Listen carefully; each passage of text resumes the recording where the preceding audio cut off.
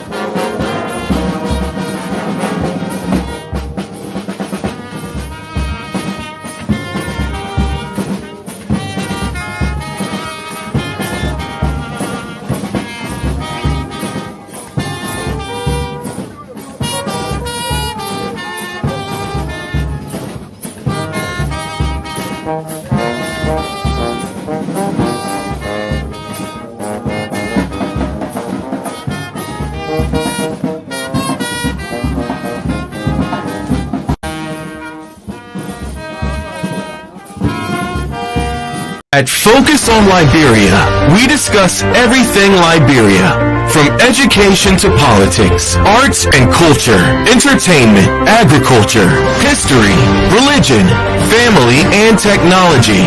Focus on Liberia uncovers and showcases the best of Liberia and shows the world the truth about Liberia. We educate, elevate, and promote all things Liberia. We conduct interviews, panel discussions, debates, and more.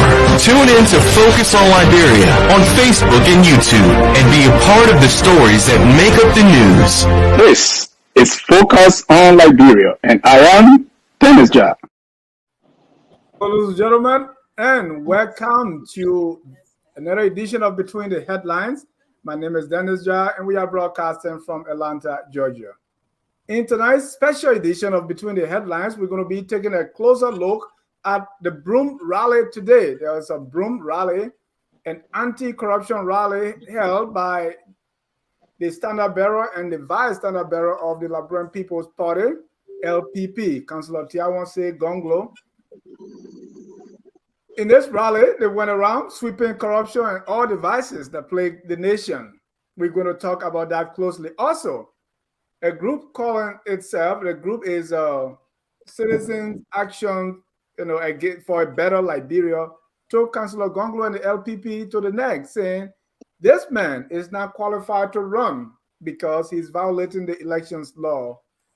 From our reporter, what we learned is the case was thrown out because the one who filed in did not have a standing.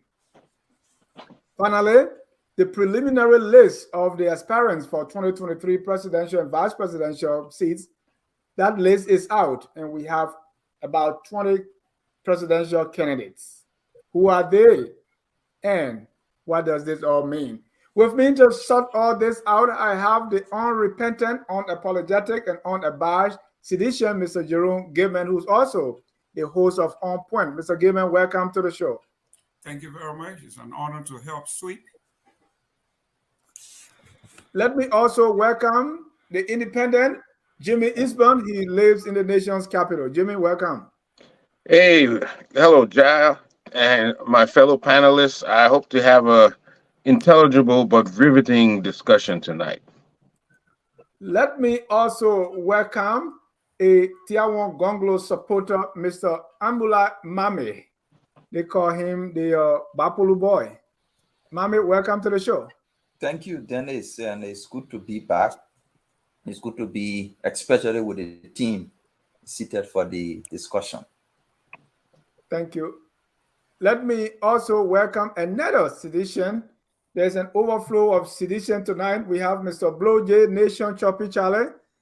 Choppy, welcome to the show. I mean, at some point, he was like the unofficial spokesman of the CDC. Choppy, welcome to the show. Yes, thanks for allowing me again to be here tonight, and also to fellow panelists. Looking forward to a very engaging time here.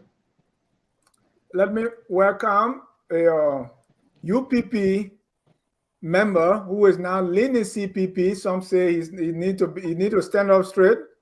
Leaning, he might fall. Mr. J. Victor Nambe. Mr. Nambe, welcome to the show. Thank you, Dennis. Thanks for inviting me. It's good to be here. Last and definitely not the least is someone who eat, drink, and sleep. Joseph Newman Boakai, Mr. Aliyu Samba Kamara. Mr. Kamara is a Boakai supporter. Welcome to the show, sir. Thanks for having me. We want to welcome all our viewers from across the globe. And before we start the show, let me play you a clip of Councillor Tiawan Say Gongloe at the end of the Broom rally today. Take a listen and we'll dive into it. It is the duty of the government to ensure food sufficiency in the country because no nation with hungry people can make progress. The people have a right to freedom of movement, and the government is duty bound to build roads and to maintain them at all times. Today, these duties of the government of Liberia have been totally neglected. Yes, some Liberians have chosen to thank the current president for his leadership over the nearly 6 years, ignoring the massive failures of this government in building or maintaining roads in the interior parts of this country, improving health care, improving primary and secondary education, amongst other basic needs of the Liberian people. What a great deception. Our president claims to be the best administrator in the history of Liberia, yet his poor administration has placed Liberia amongst the 10 poorest countries of the world, with a huge national debt of over $2 billion, with virtually nothing on the ground to support this huge debt burden. He could not even succeed in getting Liberia to qualify for the African Cup of Nations, although he is the only president in the world that won the highest award in football. How can Liberians ever expect Mr. Weah to succeed in meeting any of his obligations in any other area when he cannot succeed in football, his area of expertise? All these failures are due to corruption stimulated by uncontrollable greed for money, selfishness, and a lack of patriotism.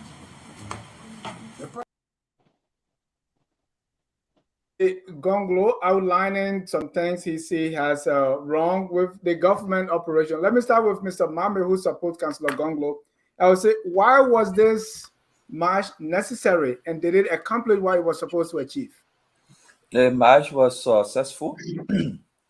The purpose of the march was to create additional awareness on how corruption affects the country, how it affects ordinary people, to make them to realize that when they go to the hospital and they cannot get drugs when they are treated, it's because of corruption. Today in Liberia, there is a new detention center. The detention center is at the hospitals. There's maternal detention. Women go give birth, they cannot have food, they are detained in the hospitals. They detain in the hospitals at the moment where it's supposed to be their greatest satisfaction in life, when a woman bears a child. Instead of being happy, they are detained. And that detention, that maternal detention, it's because of corruption. People go to school, they don't have chairs to sit in, sit on the ground, it's because of corruption. Money that's supposed to buy a chair are in the pockets or the accounts of individuals, or is being used for foreign travels, to watch football games, to go and see, museums and other things. So the essence of the march was to reawaken the people awareness around corruption and its impact on their livelihood, so that corruption can be a factor in their decision-making process of who lead them. So that was the essence of the protest of the march today. That march was successful, even though we experience intruders, poor people who are affected by corruption. The victims of corruption were mobilized against a rally that was calling for a relief of the corruption they found themselves in. That tells you the extent to which we need to pay attention to corruption.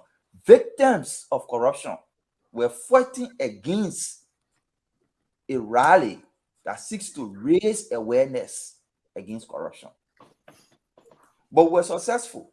We got the words out. Our people are aware, and corruption will be on the ballot. Thank you. Thank you. Let me go to you, Victor. Chris Murphy said, tell me something I don't know. We already know there is corruption. What does coming out to say, there's corruption, what does that do? Well, thank you, Dennis. I think what Councillor Gongloe tried to do today actually epitomizes the problem that the progressive community is dealing with. The lack of appreciation for the contribution that progressives made to the struggle today, and the lack of understanding of the obvious by our young fellows who constitute the majority voting bloc in the country. What he sought to do today is to magnify, to reiterate, to make clearer the evils that afflict our society. Because a good number of our young people today, we find that they are easily moved by form, by appearances, without really taking time to understand the issues at stake here. And so I'm sure we'll come to this, but what he sought to do is exactly what confronted him today. I was watching a clip of the gathering of the program, where a progressive brother was attacked by people purported to be students of the Progressive Student Unification Party of the University of Liberia, for crying out loud. During our day, we supported the student integration movement, although we're out there on cutting. But we all know that the student populace on the University of Liberia have more or less served for a very long time as the conscience of our society. They have helped to throw light on the ills of society. They have been at the vanguard of the struggle for the liberation of our people at the school level, both high school and the university level. And then, of course, thereafter, most of them will come into the progressive community. But there seems to be a general lack of understanding and appreciation of the struggle, as opposed to just, people following impressions. We know the current regime is big on presentation, is big on form and style, you know. But I think what he sought to do today is to remind us why we must first of all go to vote. And then not only that, make sure we are voting for those people who would champion our own causes and our rights. And that's what I think he sought to do today. So I think it was a very good, well-intended program, but I am not sure how much impact that made today, given the ruckus that attended that event today. Thank you. Mr. Choppy Charlie, I want your reaction to the march. And when Councillor Gongloe and the LPP is calling for sweeping corruption, fingers are pointed to the CDC. And Councillor Gongloe went out and chronicled the failures, or what he referred to as the failures of the CDC, and how everything has been impacted by corruption. What's your takeaway from the march today? On mute, please. Oh, the fact that Gongloe was able to go out there today and speak, and he have faith that he could do such a thing, publicly and open it, credits the government and the president as a promoter of democracy in the country. And so we support Gongloe to express himself. We support any Liberians to critique the government. But we then have to ask a critical question, because we know that Gongloe was part of one of the most corrupt interim government in Liberia, Amos Sawyer. He served as an office assistant for Mr. Sawyer. He wrote most of the policy of the Sawyer administration. And we know that government, with all shy, boldly told the Liberian people that corruption was a good way to govern the country. And they took away government vehicle for private use. They took away, just because they were in Monrovia, they looted the state cover with all conscience. And they said it was a good thing. Now, once the Mr. Gongloe critique the corruption in our government. The interim government said corruption was a good thing? Yes, Mr. Sawyer said that. It's on record. You can do the research. Directly, because I heard what he said. He said it was a good thing. When he was leaving and the government was being considered as a corrupt government, he said that's the way for them to do business. Mr. Gongloe participated in our fleecing of the state, participated in our looting of the state. Not once did he critique.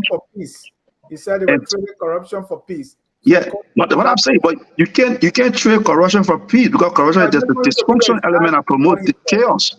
Corruption promotes chaos and conflict in the country, so it cannot be traded for peace. And that was a basic for some of the dysfunction that we still suffer today as a country. And then talking about progressive, which Mr. Sawyer himself was a progressive, and Gongloe himself was a progressive, it exposes the kind of corrupt nature and intellectual deficit of these people who continue to critique this government. The whole political history has not shown any good government. The fact that even the very LPP as a political institution is dysfunction, is unable to exact Liberian people. It cannot organize mass following. Tells you the incapacity and inability for these people to organize and run any good governance. Their own political party, after years and years, have been focused. So, we can only say, Gongloe, thank you for speaking. There's a country we want everybody to be free to speak, and we'll continue to protect your right to speak. Thank you. Mr. Aliyu, did GNB and the Unity Party support the Broom rally, either in principle or morally or physically? Do you think this is something that the Unity Party should also be a part of? Well, first of all, before I answer your question, Mr. Ja, again, thank you for having me. Let me just clear two things here. I'm surprised to hear my big brother Victor talk about appreciating the progressive when he is doing immediately the opposite. You got one Gongloe in this race, basically representing the progressive, but you have my big brother supporting Ellis Cummings. What an irony. And when you hear Chippy Charlie talk about Taiwan Gongloe was corrupt. Taiwan Gongloe served in a government where he was an assistant. He wasn't a decision maker. More besides, this is a government that only covered Maserati County and 5% of Marquette County. I didn't say Taiwan Gongloe was corrupt. No, Just for the record, I did not say that. It speaks. You implied that. You said it speaks to his corrupt nature. Now let me just say this: if Taiwan Gongloe was corrupt because he served as assistant to Amos Oya, then what was George Weah in charge of the government? He was technical director and was being paid by the Liberian government. And charge of the government was one of the most brutal, most corrupt government you can find in the history of Liberia. Was George Weah a corrupt man? George Weah has been around the government circle for a very long time. But then, to answer your question, yes. And let me just say, all well-meaning Bwaka supporters love Mr. Taiwan Gongloe. We have nothing to take away from Taiwan Gongloe. If you listen, whenever you listen to Taiwan Gongloe himself, even whenever he comes to your show, he will refrain from saying anything negative about Joseph Boakai. People compare the two of them. They have the same character, except that Taiwan Gongloe is more vocal than Boakai is. So if things were to shift today, of course, Boakai would be with Taiwan. And yes, to answer your question, yes, all well-meaning Boakai supporters and the Unity Party supports Taiwan Gongloe endeavors, even though we wish he can stop this thing and just come and join us and let's keep people like Chubby Charlie now completely to the curb, because they are nothing but anarchists. Mr. Gaiman, your reaction. Dennis, if I may please, before Mr. Gilman, because Brother Kamara called me by name, I think I should respond. Okay, 30 seconds. Yeah. Thank you. A few appearances ago, I thought I made clear why, although I empathize and I'm in solidarity with the struggle that my brother Taiwan Gongloe is waging, but why I thought at this time I would be leaning the CPP. Some of the things that I indicated were, one, I think the councilor's entry into the game is just very, very, very much too late to make an impact. I made that very clear. A number of us have publicly taken position or identified with certain blocks in the space. We had indicated that. And yes, he is a progressive, but we are not prepared to be wishy-washy on this.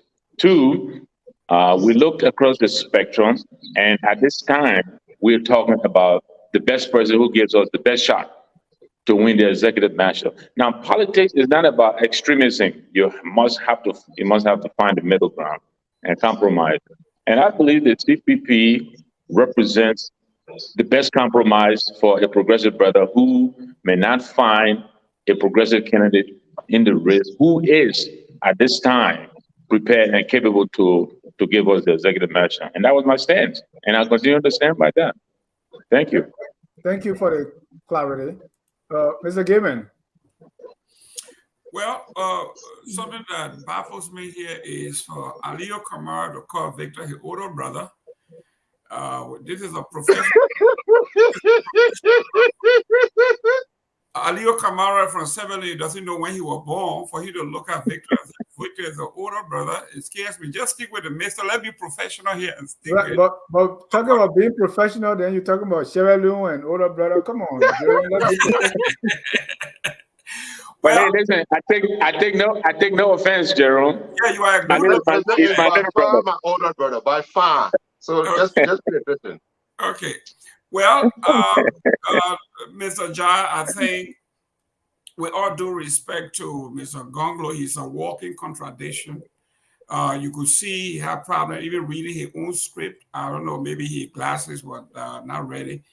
But he may not actually be in tune with current events, because he talks about the country, the agriculture sector. But let me read to you what just came out today from the World Bank and the IMF about the progress that Liberia has made in the area of agriculture and feeding of the people. I don't want to bore you because I have sent everybody read this already.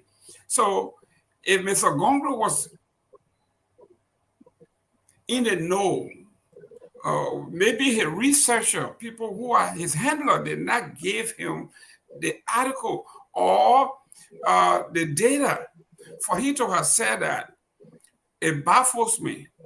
Second, besides him being associated with corruption and corrupt regimes, the gentleman served as Solicitor General for the Republic of Liberia. And the American government said there were 89 audits with 89 indictments under the alien regime. Tier 1 Gongloe is not known for winning any case. Maybe I need to be corrected. But Tier 1 Gongloe under Ellen Johnson Sirleaf, there is not one or two major cases that he won fighting corruption. And even their own auditor, John Molu, said this government was as corrupt as it has ever been. In fact, he quantified, I think he said it well, either 2 or 3 times more corrupt than the previous government. And if you are more corrupt than the previous government, that was the interim government, then you got issue. So for Tier 1 Gongloe to come out here and talk about things that basically, I think he's, in our Republican sense, we say he's very fuzzy. If you talk about economy, he talk about voodoo economics. He talking about agriculture. The number just doesn't add up on his side. So I think he's a walking contradiction. But like the folks said, he actually belonged with Joseph Boakai, and he shouldn't waste our time. I didn't even know he had a rally today at all. Thank you. Jimmy, Jerome said he didn't even know. Definitely, the crowd size, crowd politics now is something that people talk about every day. So we've seen the CPP rally, or when they're doing something.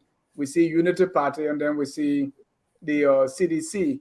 If you look at the crowd size, does that say anything about where the LPP is going in these elections? Yeah. First of all, I'd like to say that I know Gongloe at a personal level. We were all in school together doing economics. We admired him. He was always looked up to by his contemporaries.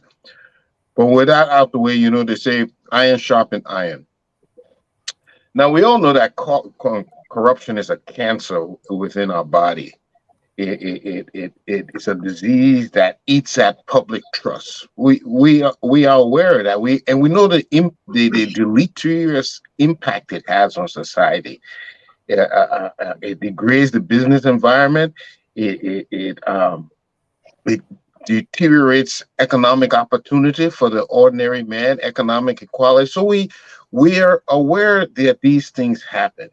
But this march, to me, appeared more of a political statement about the administration.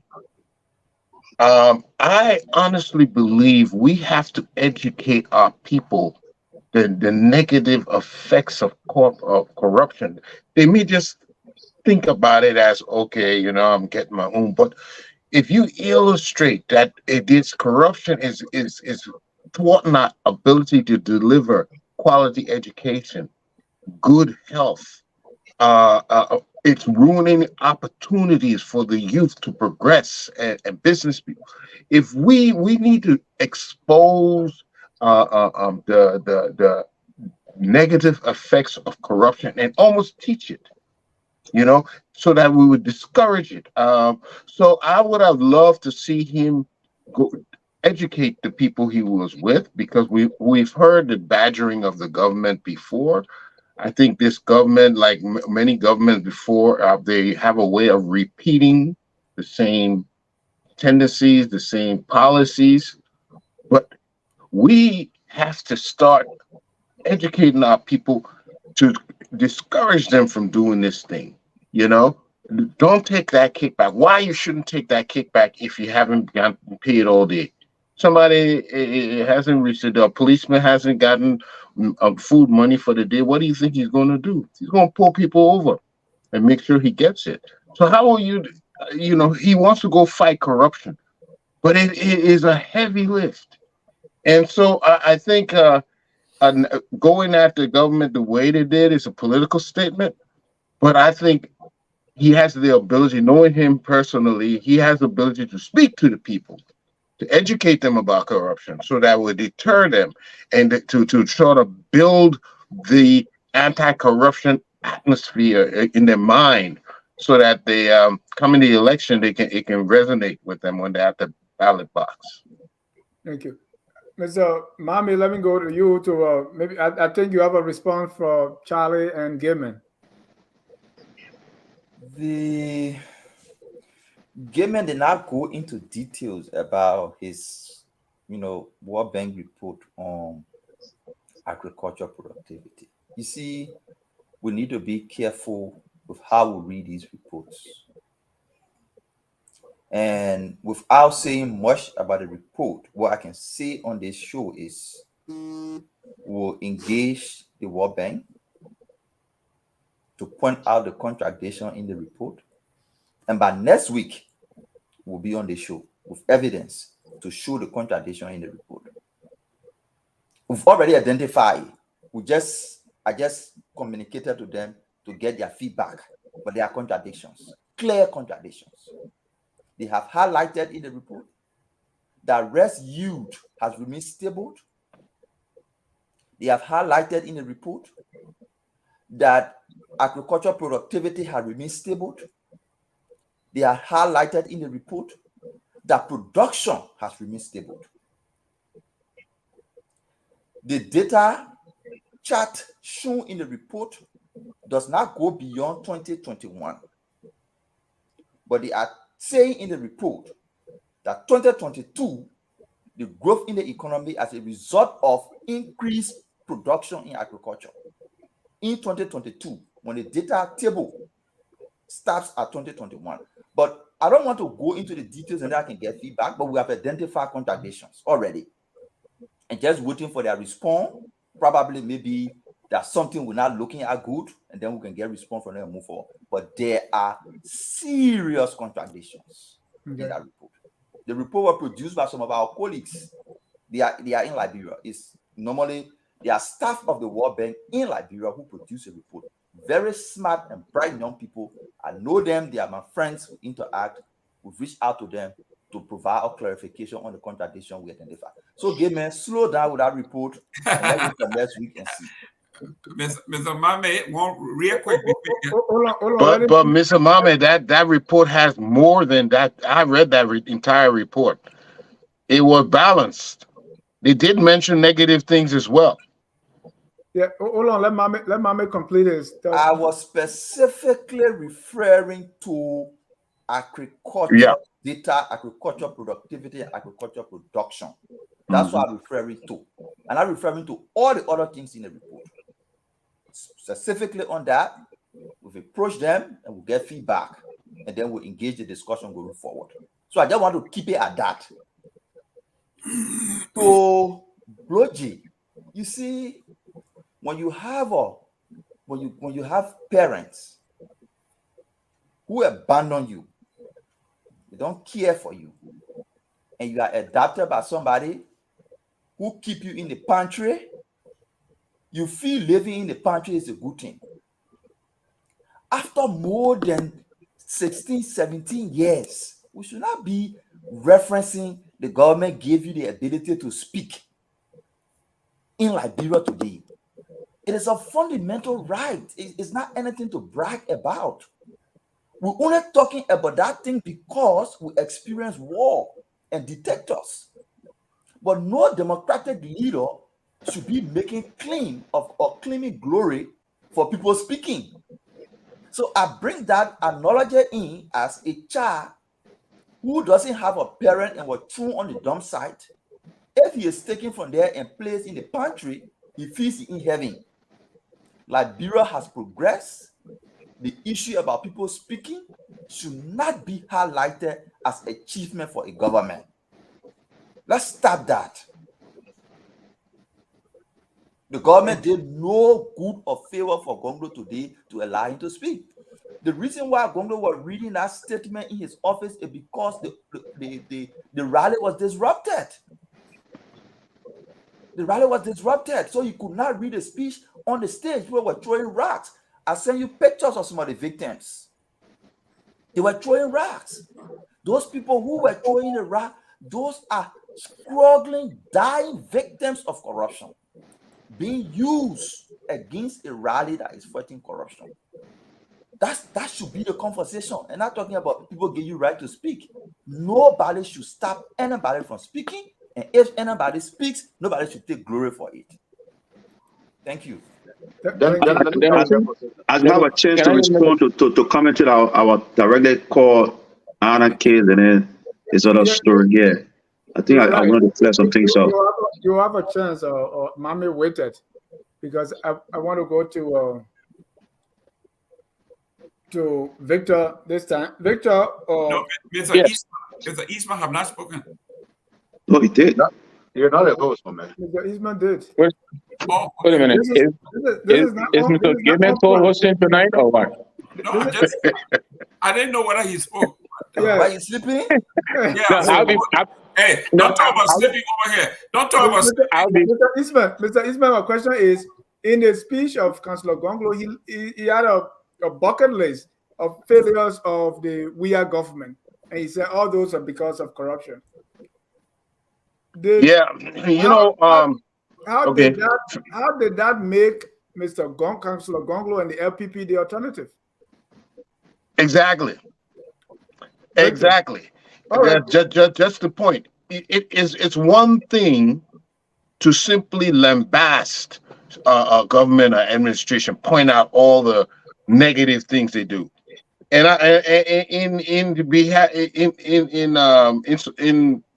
let me not speak for the CDC, but a lot of stuff was inherited. The things they do were inherited from that UP government, from past governments.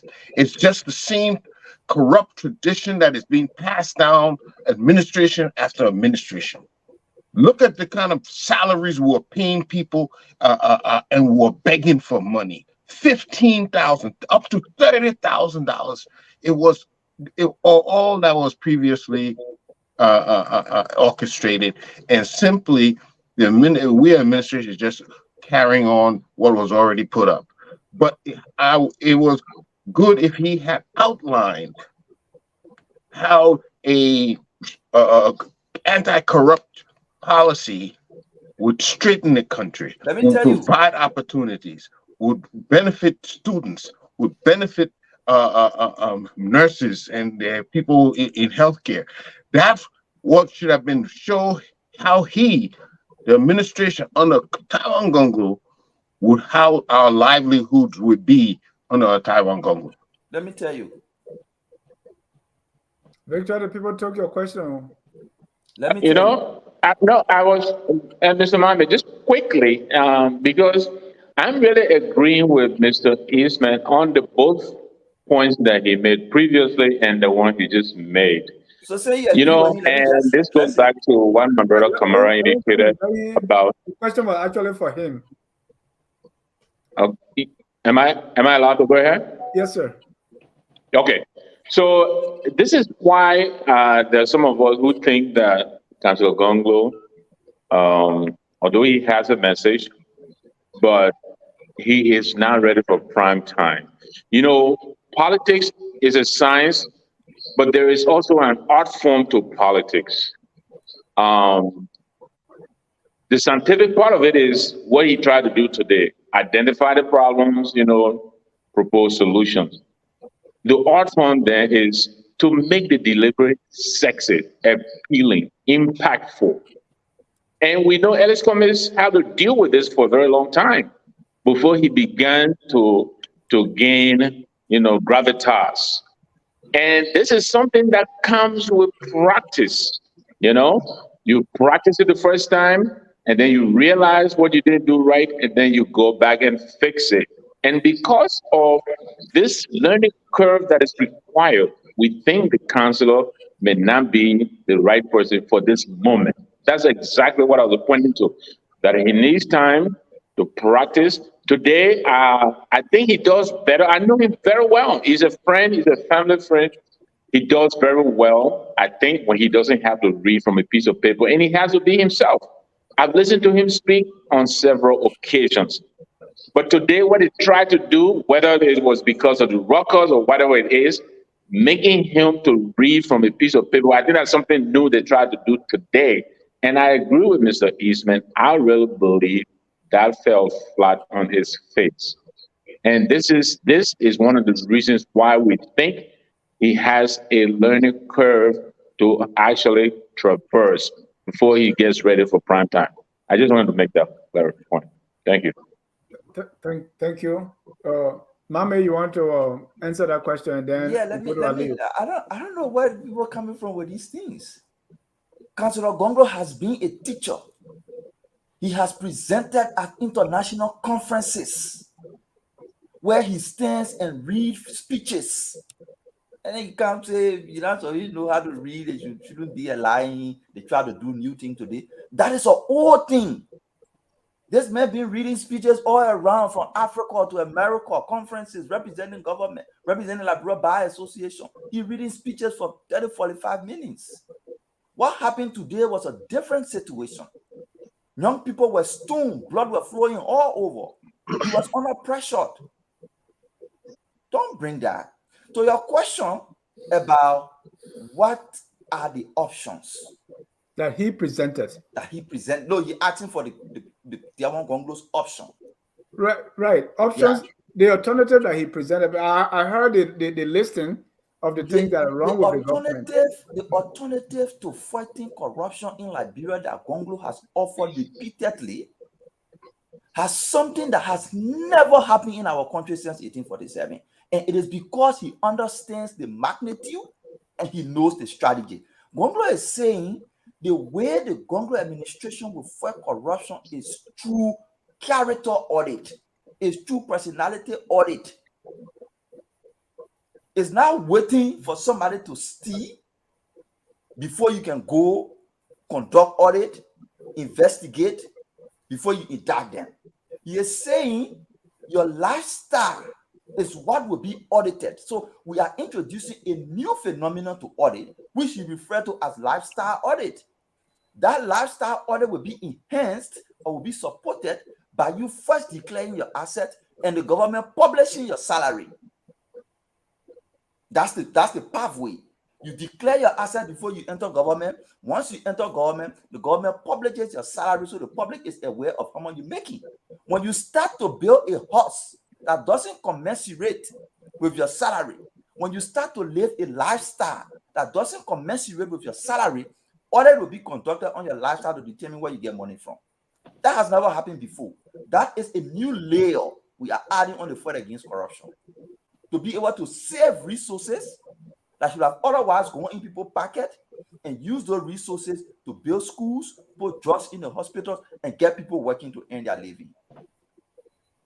Aliyu, what's your take? Let me just remind my brother quickly. Let me just come in there quick. Mr. Nangwe. No, there are three things here I want to address quick. Go ahead, my little brother. Good, thank you. The issue of giving credit to George Weah for freedom of speech. Anybody should get credit here for freedom of speech. Listen, some of us were there. We were not only born there, we stayed there until we enter our 30s before we came to America. If anybody should get credit for freedom of speech, it's Tewan Gongloe. I was in Liberia several times when Tewan Gongloe stood up to Charles Taylor for the right of the people and for the freedom of the people to speak. If anything, George Weah is enjoying Tewan Gongloe's labor. Let's establish that. Now, my big brother Nangbe rip a hole in what he just said. He has no excuse for not supporting Tewan Gongloe from everything he just explained. If you compare Tewan Gongloe to Alice Comey, Tewan Gongloe has a political constituents. He has a base to start with. Tewan Gongloe has name recognition to start with. What does Alice Comey has? So for you to think that Alice Comey has a chance over Tewan Gongloe in Liberia, it means you don't have substantive reason for which you do not support Tewan Gongloe. Let's talk to my uncle over there, Mr. Eastman. Mr. Eastman said that CDC is capping after the Unity Party. I think Mr. Eastman is dead wrong. Very, very wrong. If CDC was capping after the Unity Party, what happened to LSCC? Why didn't they empower LSCC that was enacted by law? What happened to all of the provisions that the Good Governance Commission put in place? Why didn't the CDC follow that? What happened to the highways that the government of the Unity Party actually arranged for, and the fundings were made available to the CDC? What happened to the over $150 million that were in government coffers before the Unity Party left? What did the CDC do with it? Not only the wrong things that you will highlight, but then the good things that the Unity Party left. The Unity Party met a government of $80 million in terms of their national, the whole money that they had to operate with. Less than 80 million, as a matter of fact. They left it in nearly 500 million and left it with the CDC. The salaries were on time. Everybody was being paid on time. The government had security. The nation had security under the Unity Party. Why didn't the CDC copy that? Mr. Eastman, I'm beginning to suspect you. No, let me tell you something. The Allen government was propped up by foreign donors, and right now the government's on its own. The Allen government was on what they call survival. If those nations weren't donating to the Allen government, you wouldn't have been able to do all those things you're talking about. It's different right now. Thank you, Mr. Eastman. Just wait your time a little bit. Mr. Collison, welcome. Adjust your camera so we can see you. Right now, we are only seeing your forehead. Right. Thank you. Thank you. Thank you. Let me get Choppy to respond, and then we'll bring in Mr. Collison. Sometimes it's difficult navigating, for lack of a better word, I don't know how to describe those things that have been flashed out to the public space by opponent of the government. I just attempt to see how I can dive into some of them. Look, let's deal with Gongloe first, and we'll come to the Unity Party apologies. Gongloe, again, like we said, speaks and puts what we call a conundrum when he talks about fighting corruption. Creates a conundrum because the records are not there.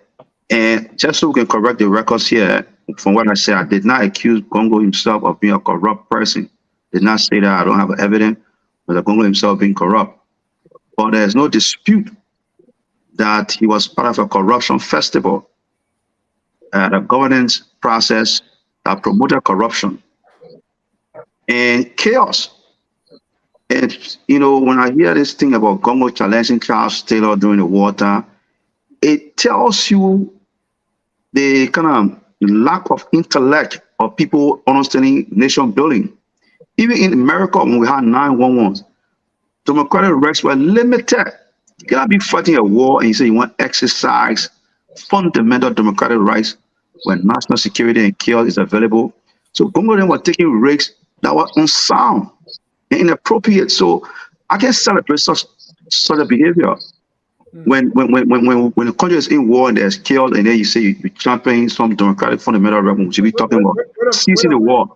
That's just a side comment. You say it was wrong? It's just a side comment. It's just a side comment. I'm saying even in America, when 9/11 struck, rights were limited. All over the world, when there's war, there's chaos, rights are tampered with. Rights are limited by law, not arbitrarily. But it was by law. It was by law. So that's not the point of the debate here. That's not the point. I was just making a passing comment about the nation building thought process. We're talking about nation building here, and I'll keep using this word. Choppy, hold on. Yeah. You are with somebody, Manaswa Collison went to jail under Charles Taylor. So when you are saying it was wrong to challenge Charles Taylor because this is wartime, Taylor was elected president. So are you saying nobody should oppose him because war? Look. I know you. Look, I don't want to shift the debate, right? I don't want to shift the debate. I reference America as an example of where rights are limited and they are respected in times of war, where freedom are limited. And if you try to value those things, you'll be dealt with by government anywhere in the world. So people want to be braggadocious about challenging a government just because they want to speak. There's some of the problem we have in the country. People don't understand nation building. And Gongloe they have socialized Liberians. Today I'm hearing a Gongloe face. Choppy. Taylor brutal regime has actual victims. Look.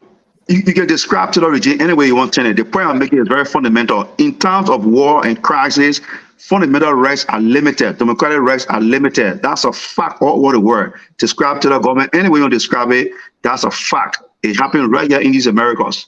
You can challenge that. That's a fact. So describe Taylor any way you describe it. I'm not on your description of Charles Taylor. I'm just telling you what happens when there's war in countries where freedoms are limited, where rights are limited. A fundamental to nation building security all over the world. So that's a fact. Now, let's deal with the question we are dealing with here.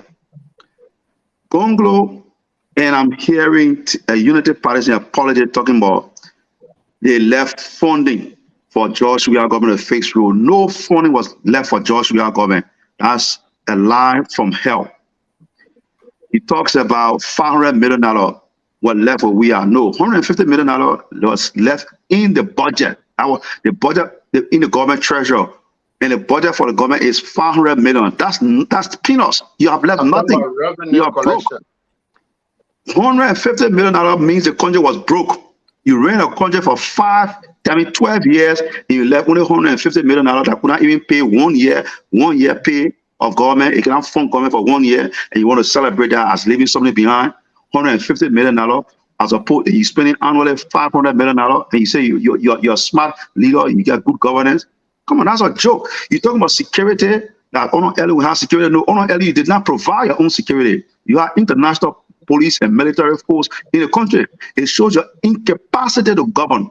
George Weah is demonstrating real leadership here, where he's providing security on his own by the country, and the country is still functioning. We cannot judge your leadership when you are not able to even provide security for yourself. So Joseph Boakai, the Unity Party, and Mr. Gongloe is dramatizing irrationality here. As a senior prosecutor for Liberia, we challenge Gongloe to show us which corruption cases he prosecuted. I mean, that's where he was an anti-corruption king in Liberia by law. He should have used that portfolio to fight corruption. But what we saw happen, as have always happened, when Gongloe said with Soyo, they socialize young people that to be corrupt. And we've seen the same thing happening with Unity Party now. It's like Joseph Boakai and the Unity Party is telling Liberians, you know why you go out there, when politicians come to your places, you'll take their money, you'll eat it, you'll deceive them. That corruption. Socializing young people to be corrupt, and the more you start complaining about government. So all we have seen from these people who are criticizing George Weah is they have socialized young people to be corrupt, and at the same time want to critique the young people for being corrupt. Thank you. Dennis. Contradiction. Dennis. Dennis. Wait, let me bring him. Dennis, 1 minute. You need to teach them the difference between reserve and budget. Okay, almost 500 million. Well, I just told you that $150 million you left in the reserve. That was not money. $500 budget. It was not money. I just told you that. You need to learn that. I just said that to you. No, because $500 million was not money you left behind. No, because you're just all over the place, and you cannot even compact your idea. Okay, the $150 million in reserve was not meant for you to collect and give somebody $25 million to go in the street and give money to money changer to exchange money. That's not what the reserve was for.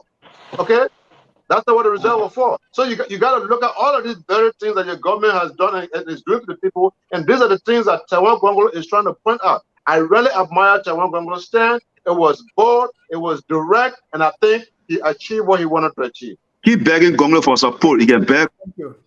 Let me go to Mr. Collison. Mr. Collison, welcome to the show again. Your reaction to today's rally, and I know you wanted to say something to Charlie. Yeah, let me say something first, okay? I mean, Councillor Gongloe is a highly esteemed lawyer, irrefutable and impeccable character.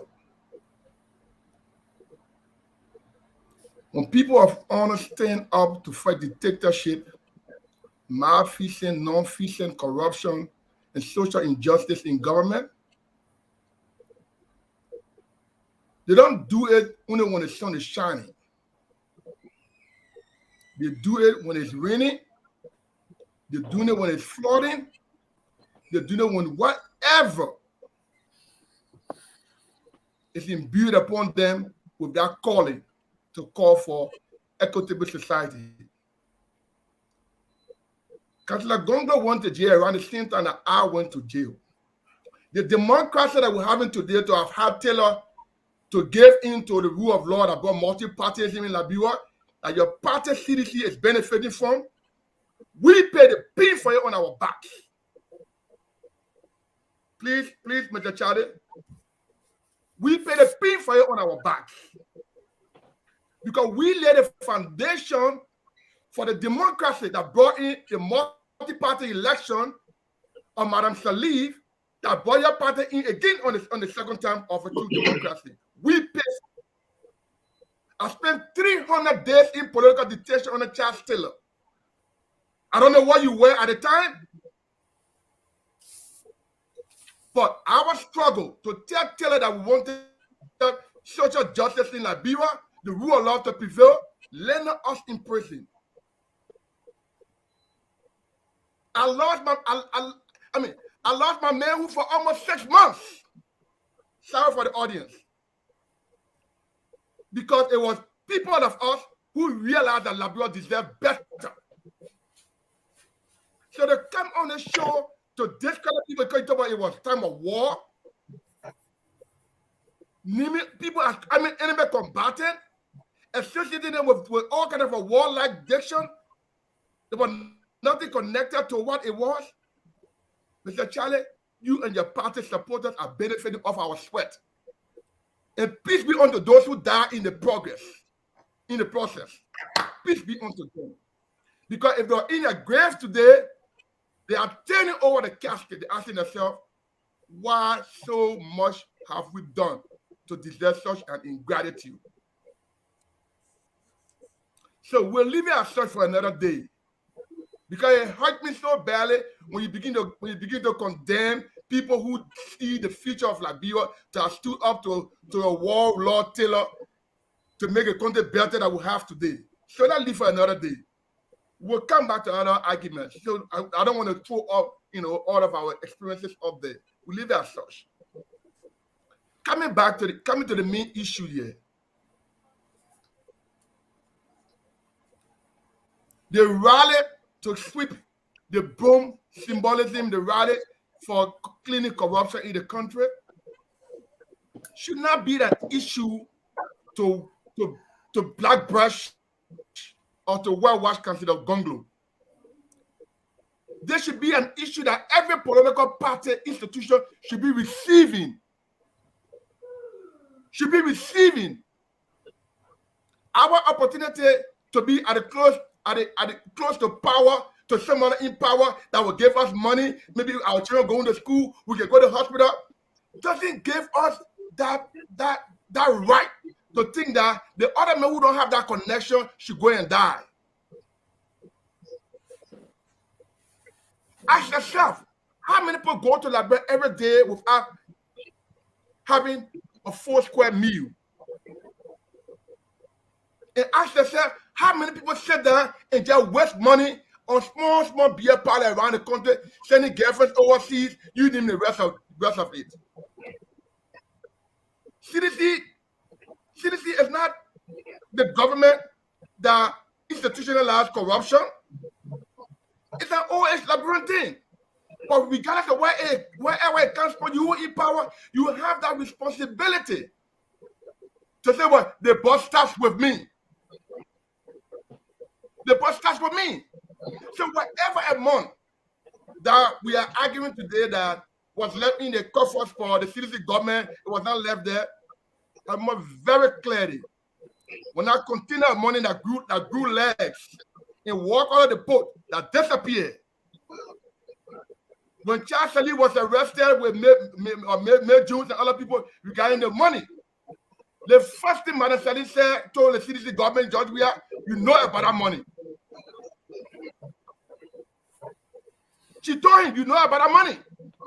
If for any reason, President Weah knew nothing about that money, or the government knew nothing about it, they should have sincerely conducted an independent investigation. Let it take for whatever it may. Thank you. What happened in the process of that investigation will poor auditors getting killed in that.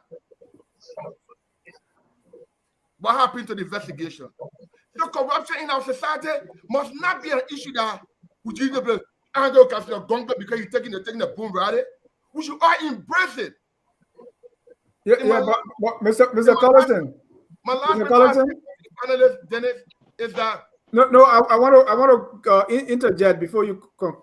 So yes. Corruption, and to Charlie's point, corruption we know about, right? So if someone get in the street to say, yeah, there is corruption, people are looking at like, this is just political, you are bluffing. That's it's sad. It is very sad.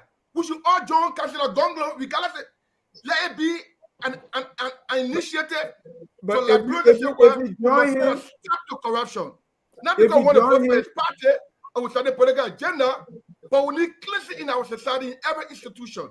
We need to clean corruption in our society. That is the point. We should not personalize it. You got power right now. What have you done to audit in your country? You got the power. Whoever takes over power in the next 5-10 years will have the power to do this, to carry on the mandate of dealing with corruption. Thank you, Mana. Thank you, Mr. Collison. Let me go to Jerome.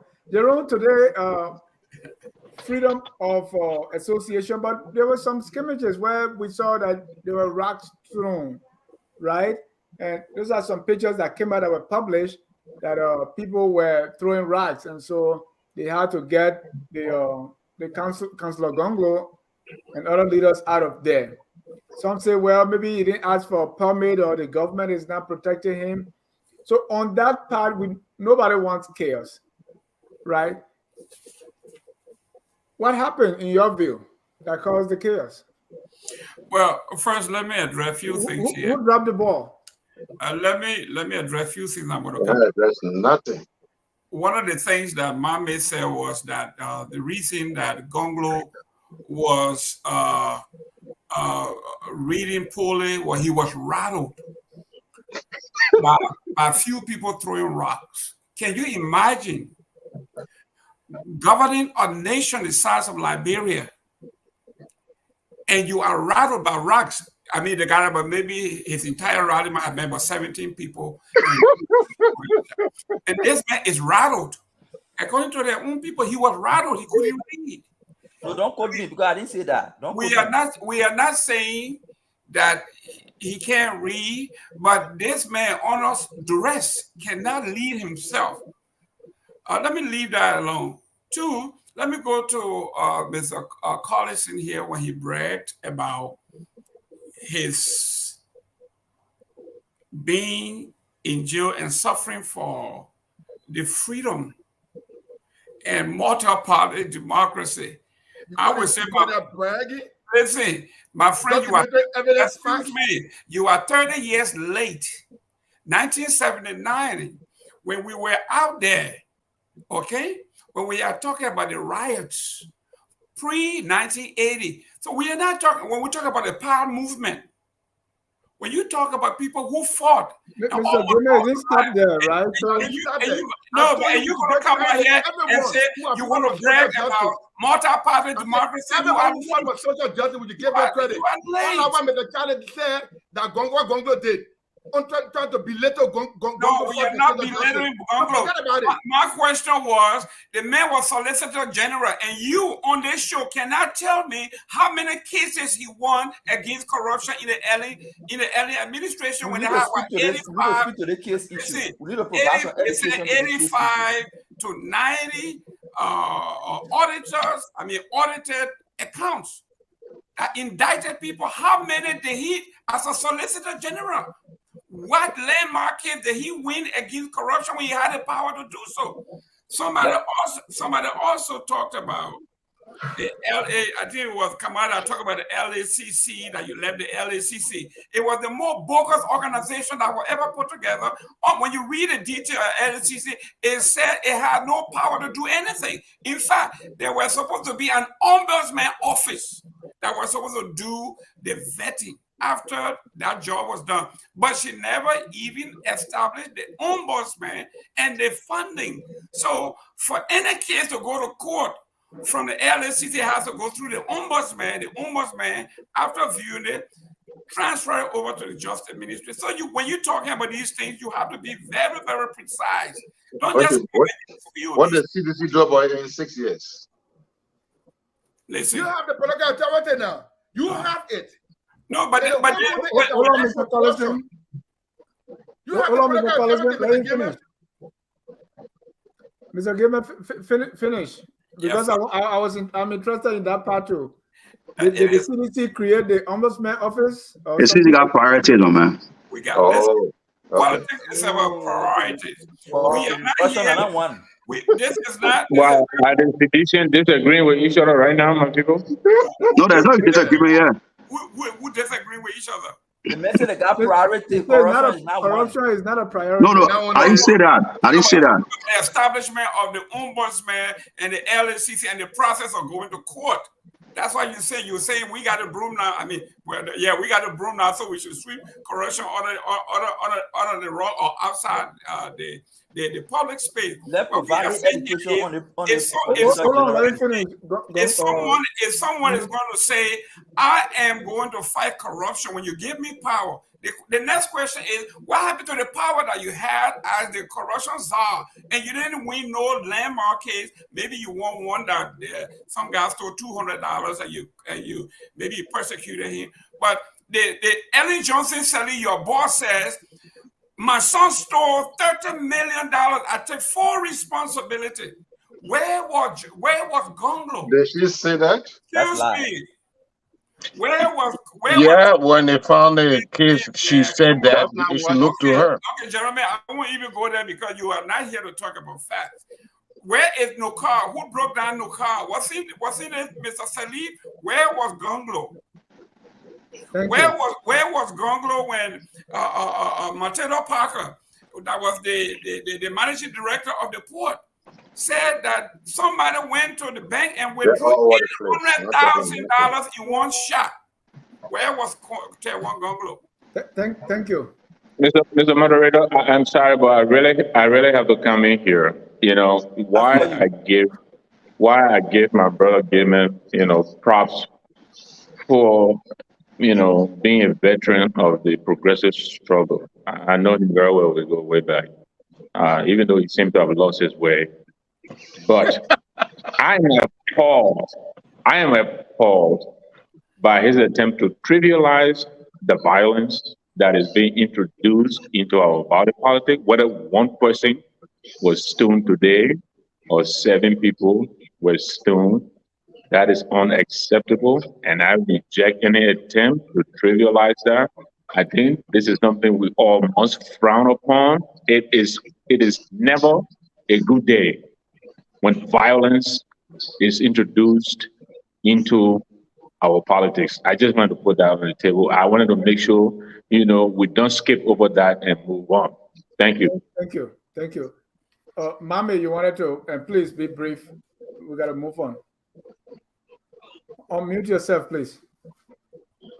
The prosecution issue. And educated people should make educated guesses and informed opinion. There is a value chain, if for the lack of better word, there is a value chain of how audit reports move to indictment, and from indictment before it gets to the prosecutor, and before the prosecutor takes it to the court. No prosecutor in the world goes and just take audit report and go to court. In Liberia, the way the GSC is structured, it reports to the legislature. The legislature holds hearing on GSC reports. Before those findings of those hearings are submitted to the Justice Ministry, the Justice Ministry reviews and see that there are probable cause before they turn it over to the Solicitor General for prosecution. So Gongloe was not in the business of, he didn't have the authority because that's not how it works. You don't just take audit report and go to court. There must be a grand jury indictment from which the Solicitor General takes and proceeds to court. But this is what Gongloe did not do. So you ask him what he did. This is what Gongloe did not do as Solicitor General. As Solicitor General, Gongloe did not prosecute people because of their conscience. When President Salif wanted to prosecute the people from Granjide, it was Gongloe who said, there is no evidence in this case, I cannot prosecute it. That's what he did not do. When we went to jail We were in jail until one Gongloe called on the radio. I am Moluba Molu when George Bush went to Liberia. He said, "You're free, those children. They are prisoner of conscience. As Solicitor General, I cannot prosecute them." Those were things he did not do. Second correction and final correction. There were no 30 million missing from NOCA. That's blatant lie. That's one. There were corruption at NOCA. Yes. There were mismanagement at NOCA. Yes. But no 30 million got missing. Regarding President Seli saying I take responsibility, she was not taking responsibility of corruption. President Seli was taking responsibility for the situation NOCA found herself in. What the situation NOCA found herself in? The situation was NOCA had obligated herself all across different corporate social responsibility projects, different scholarships, and personnel costs, which were constituting over 45% of the budget. Huge personnel costs across the company. But the resources generated, the government of Liberia had borrowed 20 million from NOCA because of a communication from President Seli. Yeah, but what about the findings they found about the corrupt practices of Sirleaf, Robert Sirleaf? What about that? Which findings? They found him culpable of. Yes. So what about that? The findings. Let me tell you what happened. There was a findings that the board of NOCA received extra payments that they shouldn't have received. That finding was presented to the George Weah administration. He constituted a committee involving the current Wabodiki was the chairman. The co-chairman was the pastor for the Baptist Church. What is his name? Gardner Johnson. They investigated and presented their report. Ask George Weah what he did with that report. So you're interested in it. Thank you. Thank you. So let's move forward now. The last one on this is where does Councillor Gongloe and the LPP go from here after this rally? The good thing with everybody who works with the Baka presidency at the time is that everybody claiming now, I don't have power, I didn't have power, and what else we are. Mr. Charlie, so going forward, did this rally provide any momentum for Tiawan Gongloe and going forward in to 2023 October 10? Look, the rally in itself, and I think before I move, Namwe makes a very fundamental point, which I agree with, that violence should never have a place in our politics, and all of us should condemn any type of violence against anybody in our society. I don't care what it is. And therefore, I kind of get because it speaks also to the kind of things I was talking about the violent nature of the opposition, people who have socialized young people in the country to be violent actors. And today, want to criticize. Recently, we saw the Unity Party Baka supporter attack Heron Costa. Up to now, Mr. Baka has said nothing about it. The Unity Party leadership have said nothing about it. Had it been other people or somebody else, they would have been raining down fire. It tells you the violent nature of these people. And these are the kind of agents who in the past confronted government on the pretext of democratic advocacy. And when government challenged them, they begin to cry, wolf cries.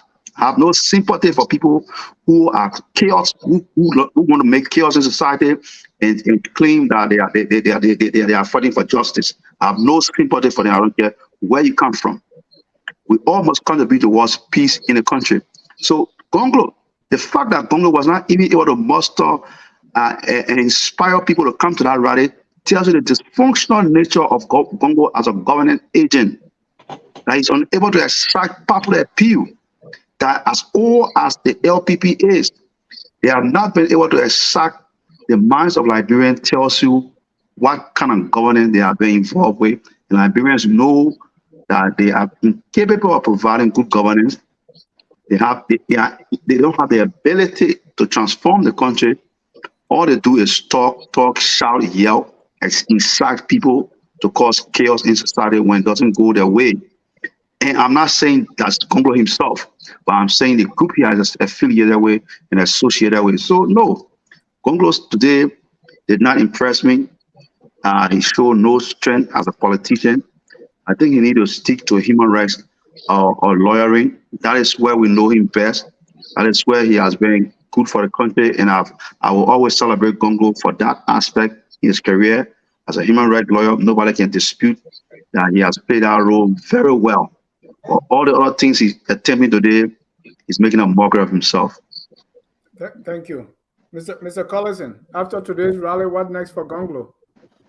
Does it provide anything that will push him toward October 10 victory? It's kind of a comical when Mr. Charlie wants Mr. Gongloe to stick to human right when he had done so well, and then you say, well, you don't value what he did before in the past. But anyway, today's rally, as I said earlier, will not achieve its desired goal of the LPP or Councillor Gongloe, not because the message of Councillor Gongloe for the rally is not a good one, but rather the structure of our society, the way we have developed the degree of gullibility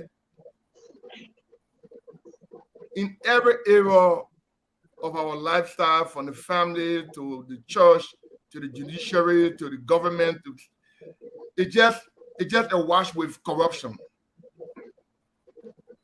So it will take a leader of real purpose to ensure that those institutions of government, those social institutions are functioning to curtail and control corruption. It will take a leader with such a vision. Is the message wrong? No. Did the people get the message? Not yet. Because our authority in Liberia is always centered around the executive. The executive. The executive. Instead of institution operating, running independently without any political outside inside pressure, independent enough, we do not have it as such in Liberia. Everything starts from the top, the executive. So Gongloe may want to have his message.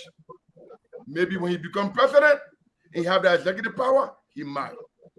But the people that have the executive power now, that control the police, the judiciary, in every arm of government that control it now, should not tell us that because nothing was done yesterday, they can't do nothing today. They have the power. So we'll put the police squarely on the feet that the message of Councillor Gongloe rally can be implemented, citizen. You take the good out of that message and implement it for Liberia. There's nothing wrong with it. We need corruption to be eradicated in every aspect of our country. So that's my take on that. Jimmy, what next? Okay. You know, the other day, VP Buckeye gave a speech where he said he will arrest and make those who are enriching themselves in the CDC government pay. But he only said those few in the authority. The corruption is, like my brother Collison said, is through and through the fabric of almost every institution in Liberia. It has to be wholesome. It has to be comprehensive. So for Gongloe, he came out and cited where he saw the government corrupt. But again, I would have wanted him to show how he will correct this, because the only way to really stop corruption is to make those who do it accountable. And that is where the problem, that's where the rubber meets the road. Mami Ambila, he illustrated how the SG was constrained from prosecuting cases whereby it sort of defeated the purpose. If he could explain to us how he will alleviate those constraints, how he will reformat this justice system so that we can have quick and fair trials, and so that we can have a thorough cleansing of corruption in the society, I would have loved to hear that. But the show today is to me, it was a bit superficial. but it maybe it was gained to gain popularity.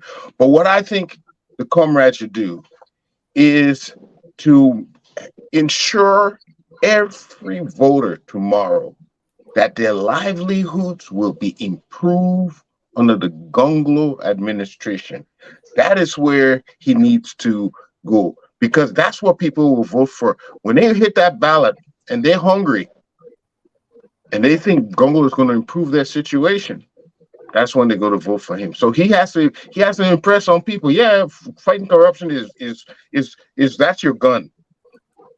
But the way you rescue people is you're gonna have to sell that idea to them that you have all the tools, the will, and the capability of bringing them out of that impoverished state. So what's next for him? He's got to let the people know that he is the one who's going to actually take them out of their suffering. Thank you. Mr. Gilman, why every time they talk about corruption, CDC think they're talking to them? No, not really. When you talk about the reconciliation process, you see, those of us who've been around for a while, we know the history. I remember when they were talking about the reconciliation, the Truth and Reconciliation Commission.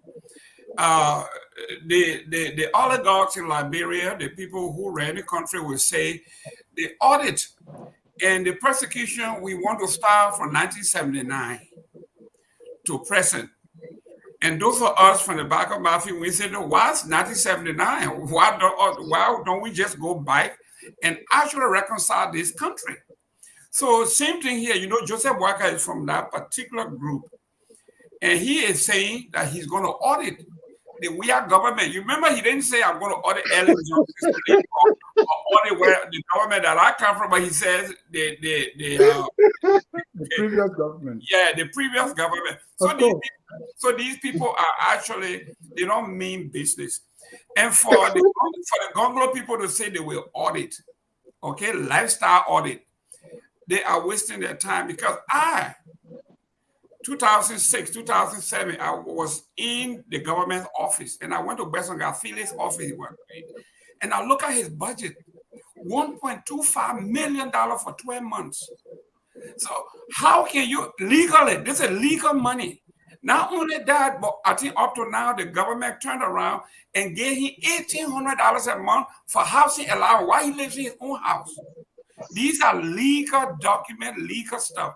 So if you are going to say the man took that money and built his house, and you're going to take the house back, you are wasting your time, because that's legal money. And Mr. Dillon said it. I don't know, and I don't care how much we make, as long as it is in the budget.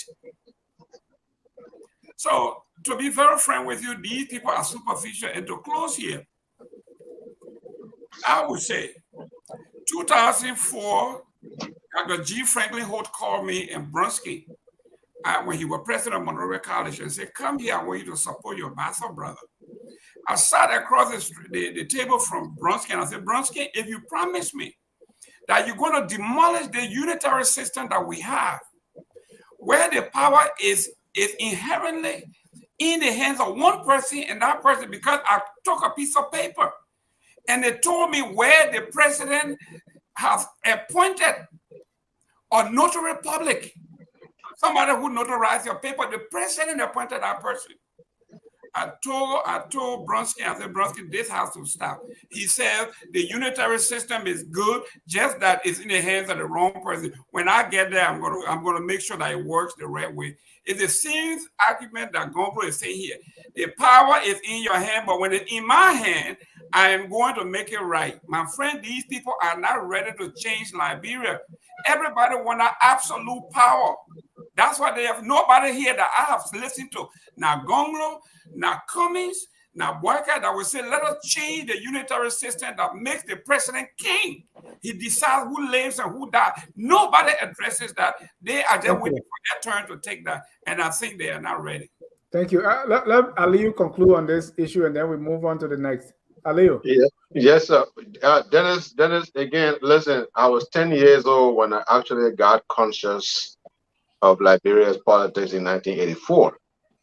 And from from 1984 upward, unfortunately, it was during the days of the junta, the military junta. I never heard this guy's name, this Jerome Gilman here, and say you were advocating. I never heard his name one day growing up as a kid. So I don't know which of the progressive is really talking about. Okay, but when people say, you know, it's appalling where you got a government that said that the government of the masses is the down trilling. They make noise for 2 consecutive years. You give them power, they're messing things up, and every time you point them out, they say, oh, Ellen Johnson Sirleaf did it.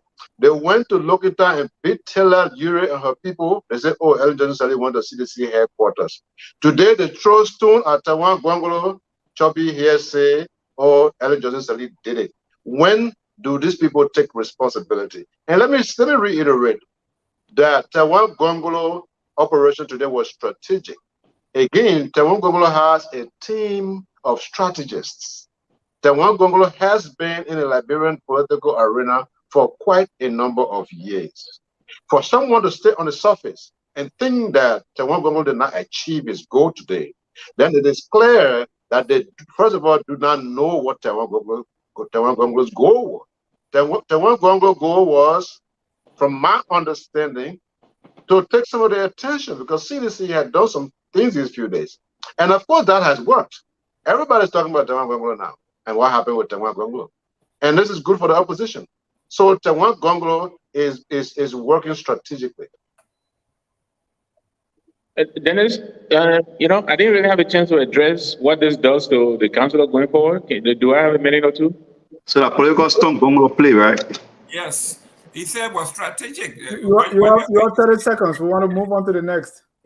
Well, yeah, quickly. 2 things. One, Dennis talked about, you know, not Dennis, Jerome talked about lifestyle, you know, audit that the council advanced. And this is where I was coming from with the delivery. It's like saying 50% of Liberians go to bed on a full belly. You know, that doesn't really make much impact. If I said 50% of Liberians go to bed hungry, right? This is the delivery I was telling you about. Now, Brother Elio talked about constituency. What does this do to the council going forward? I think today's performance kind of helped to diminish him. It did not portray a candidate who has the capacity, right, to deal with a very stressful situation as was presented today during the delivery. Now, he talked about constituency. Councillor Gongloe brings a constituency that Mr. Cummings doesn't bring. But who is Councillor Gongloe's constituency? Isn't it the progressive? Who are the progressive? The UPP people, the LPP people, the Alari Toba, the D. Kankalo, the J. Victor Nambwe, the Jerome Gilman. Where are these people? Where are these people? The danger that the councillor is treading is the same problem that bedevils the Boakai people. The assumption that you have it when you really are not certain that you have it. The assumption that the progressive community are going to rally behind him. When in fact, the complaint in the progressive community is this: the councillor has not reached out to many of the progressive. And that is the fact. I know that. I talked to him the last time he and I talked about it in Delaware. He will tell you if you ask him. You have to actually go out and talk to these people, corral them, and rally them behind. Hillary Clinton made that mistake. She lost. Al Gore made that mistake. He lost. Waka made that mistake in 2017. He lost. The danger of assumption, assuming that you have it. No, that is a folly in politics. You have to actually get out there. That's what community organizing is all about. So I wanted to make that point. If the council is going to sit and assume that the progressive community is going to fall behind, maybe it will. I don't know, but the history has not shown that to be. Thank you. So let me just get something clear from you. So the progressive, you being one, they have left and gone to other parties and they're not coming back. Is that what I'm hearing? You name no, they could come back. They could come back. Gongloe did not reach out to them. So Communist Wisa will stay with Unity Party. Gilman will stay with CDC. Victor will stay with CPP.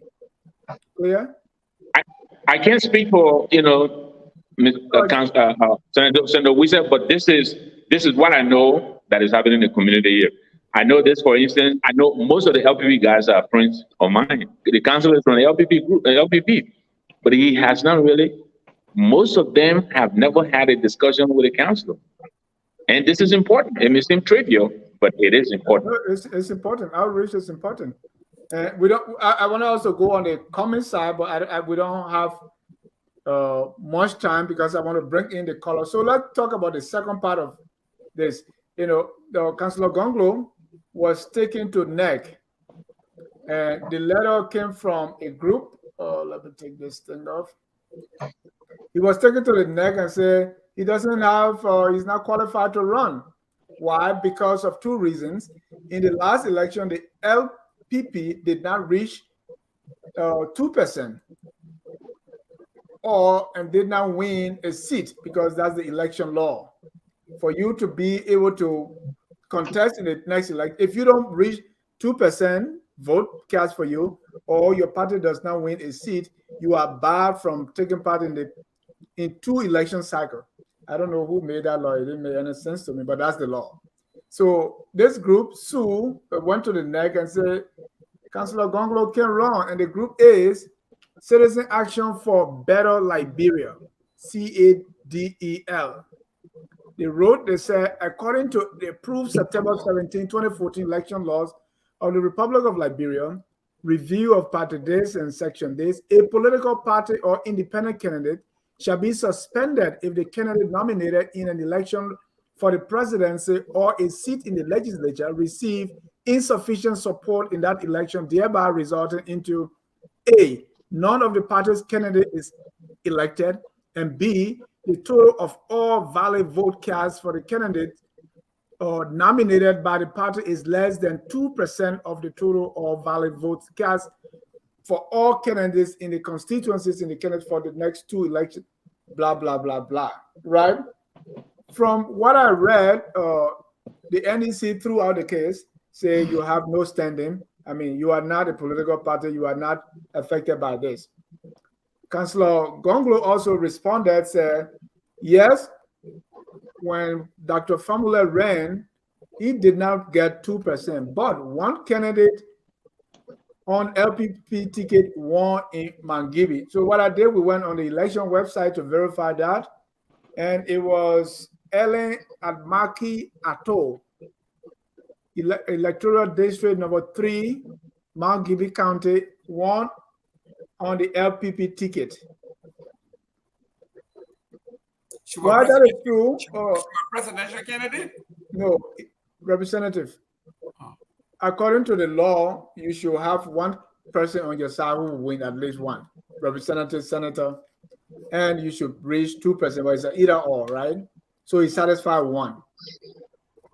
But before this, many people from the UP side on some sister network, the partisan network, have been saying this, right? So when this happened, fingers were being pointed at the UP for being behind it. So I heard the UPP, the LPP people saying, who is behind this? Mr. Mambe, let me start with you. You are the Gongloe man. What happened? This what you saw happen is there are two folds. One is a cumulative effect of the laziness in the intellectual class. It was just simple to know that the election laws condition is you must have a seat. And as you did in less than 15 minutes, you just go on their website and you were able to establish that yes, LPP had a seat and somebody won from Aggie County. We who portray ourselves as intellectuals behind these political parties and political leaders, we are too lazy to do heavy lifting and come out because we feel that the society we're speaking to, the people we're talking to, they are less sophisticated. That is our perception. And that is why lead us into that acute laziness. I just wanted to point that out. But are you pointing accusatory fingers at the Unity Party or who? I'm coming to the issue about who behind this thing. There are several candidates in the race with different conditions. Some of them have domicile condition, they live in America all the time, they just went to Liberia to do register. Nobody get time for them. But there is an orchestrated plan by key opposition actors to stop Gongloe from contesting. Why? Their fear is known to themselves because they've not expressed it. Even we in the Gongloe camp continue to ponder over why are these people taking all these steps. Some of the things they have done, this thing they did recently with the National Elections Commission and the submission of the communication was their last resort to stopping Gongloe. There are several other things they've done before this thing, but we can't talk about them on the show now. So there was a plan in place to prevent Gongloe from contesting. The motive behind that plan, we've not been able to establish it. We'll continue to ponder. On one of the shows, I was on the show with Eugene Facon, and interestingly, I did not respond. It was for a reason. He said, if Gongloe will even contest the election, he emphasized that. My friend Mo Ali also came on the show and started insinuating that Gongloe will not contest the election. So it is fair for anybody to point finger to them. But what I know is it is a consolidated effort that is not only restricted to Unity Party, that have been working behind the scenes to prevent Gongloe from contesting. This communication presented to NEC was their last resort, was their last option. The motive for which they're doing it, we continue to ponder over it. But Gongloe will be on the ticket and the result will show. Thank you. Mr. Aliyu. Yeah, then first of all, let me say the Unity Party is an arranged and organized party. The Unity Party is the party of the political gurus in the country. The Unity Party has a legal team. The Unity Party does understand that in order to fight someone through the National Elections Commission, you have to use legal tools. Okay? And secondly, why would the Unity Party want to stop Gongloe when Gongloe has no way of being an obstacle to the Unity Party, numerically speaking? The Unity Party understands that in order to go against another political party or a candidate, it has to be done through the party, not an auxiliary group or some social group. The Unity Party knows that. So if the Unity Party truly wanted to fight around Gongloe, they would have done that openly. Joseph Boakai is completely innocent of some of these things. But I understand why people always run towards Joseph Boakai, because he is the elephant in the room and everybody want a piece of him. Now, let me tell you what happened on Spoon FM and the reason why you saw Fagon and other people go against Mame and the other guys was because this guy called, what's his name? This guy who says he's a journalist. Now with Tewan Gongloe. He kept on going after Joseph Yuma Boakai, even though he was warned that they do not want to have Joseph Yuma Boakai and Tewan Gongloe argument. People wanted to focus on George Weah. But every time this guy comes on the show, he's going for. So I think it was just some kind of retaliatory stuff. But also remember something. What happened on Spoon? What happens on Spoon is opinionated. It does not represent the official stand of the Unity Party. So for anybody to come up and say, oh, the Unity Party did it, or Joseph Boakai did it and threw his hand, these are all unfair to Joe Boakai, but we understand why. He is the strongest man in the room, and people should always look to Daddy, because Daddy has the most authority. Thank you. Guys, please hold your thought. Let me bring in a few callers here because I want all of you to speak to this. Some people say, I was talking to CDC people. Oh, I think it was Jerome Gilman. He said no. Anyway, I wouldn't. That was private talk. Oh no, it wasn't private. You can discuss it. It was in the same political realm. Oh, okay, hold on. Let me bring on the first caller here. That's Mr. Setu Kawi. Hey, how you doing, Jack? How you guys doing? Good. Well, my name is Setu Kawi, and I was calling just to contribute. Personally, I'm saying when we're talking about Gongloe, we need to discuss timeline, and we're not discussing timeline. When Gongloe's 2006, when Madam Salih became president, Madam Salih actually wanted Candidate Gongloe to serve as an associate justice. Gongloe said that he wanted to go to be a solicitor general. He gave him a position. So first thing Gongloe did, they used to be at the Ministry of Justice. There was a jailhouse there where they used to, when they arrest people, they keep you there, and sometimes you're in there for like forever. Gongloe went and shut that place down. I remember I was in Nigeria. The first thing he did was closing the illegal detention facility at the Ministry of Justice. Sandler Moore at that time was in jail, and some journalists, he freed them. All right, that was in 2006, 2007, right? The cases that Gongloe was going after when the Deputy Solicitor General was the Lucini Camara case and the Gongloe case. That was the Minister of Finance and the Deputy Minister of Finance under Julie Bryan. If anybody knows Tamara, if you can remember, there was a huge case pertaining to Lucini Camara today that is running for president. And Gongloe about $1 million that they stole during the TTL government. Gongloe arrested them. They were hanged up. He sent them to prison. Julie Bryan, the same thing. He arrested Julie Bryan, sent Julie Bryan to prison. When they went to the court, what we lack, and that is still happening now to the LG, we lack capacity. And I've been government, especially when it comes to prosecution. Imagine at that time when Gongloe was serving as Solicitor General, there was not enough lawyers, all right, to prosecute government cases. So that case went on. While it was going on, government lost some other cases. But what did Gongloe do? Gongloe started to build prosecution in terms of trying to transform prosecution. First thing he started recruiting law school graduates. He has talked with the UN.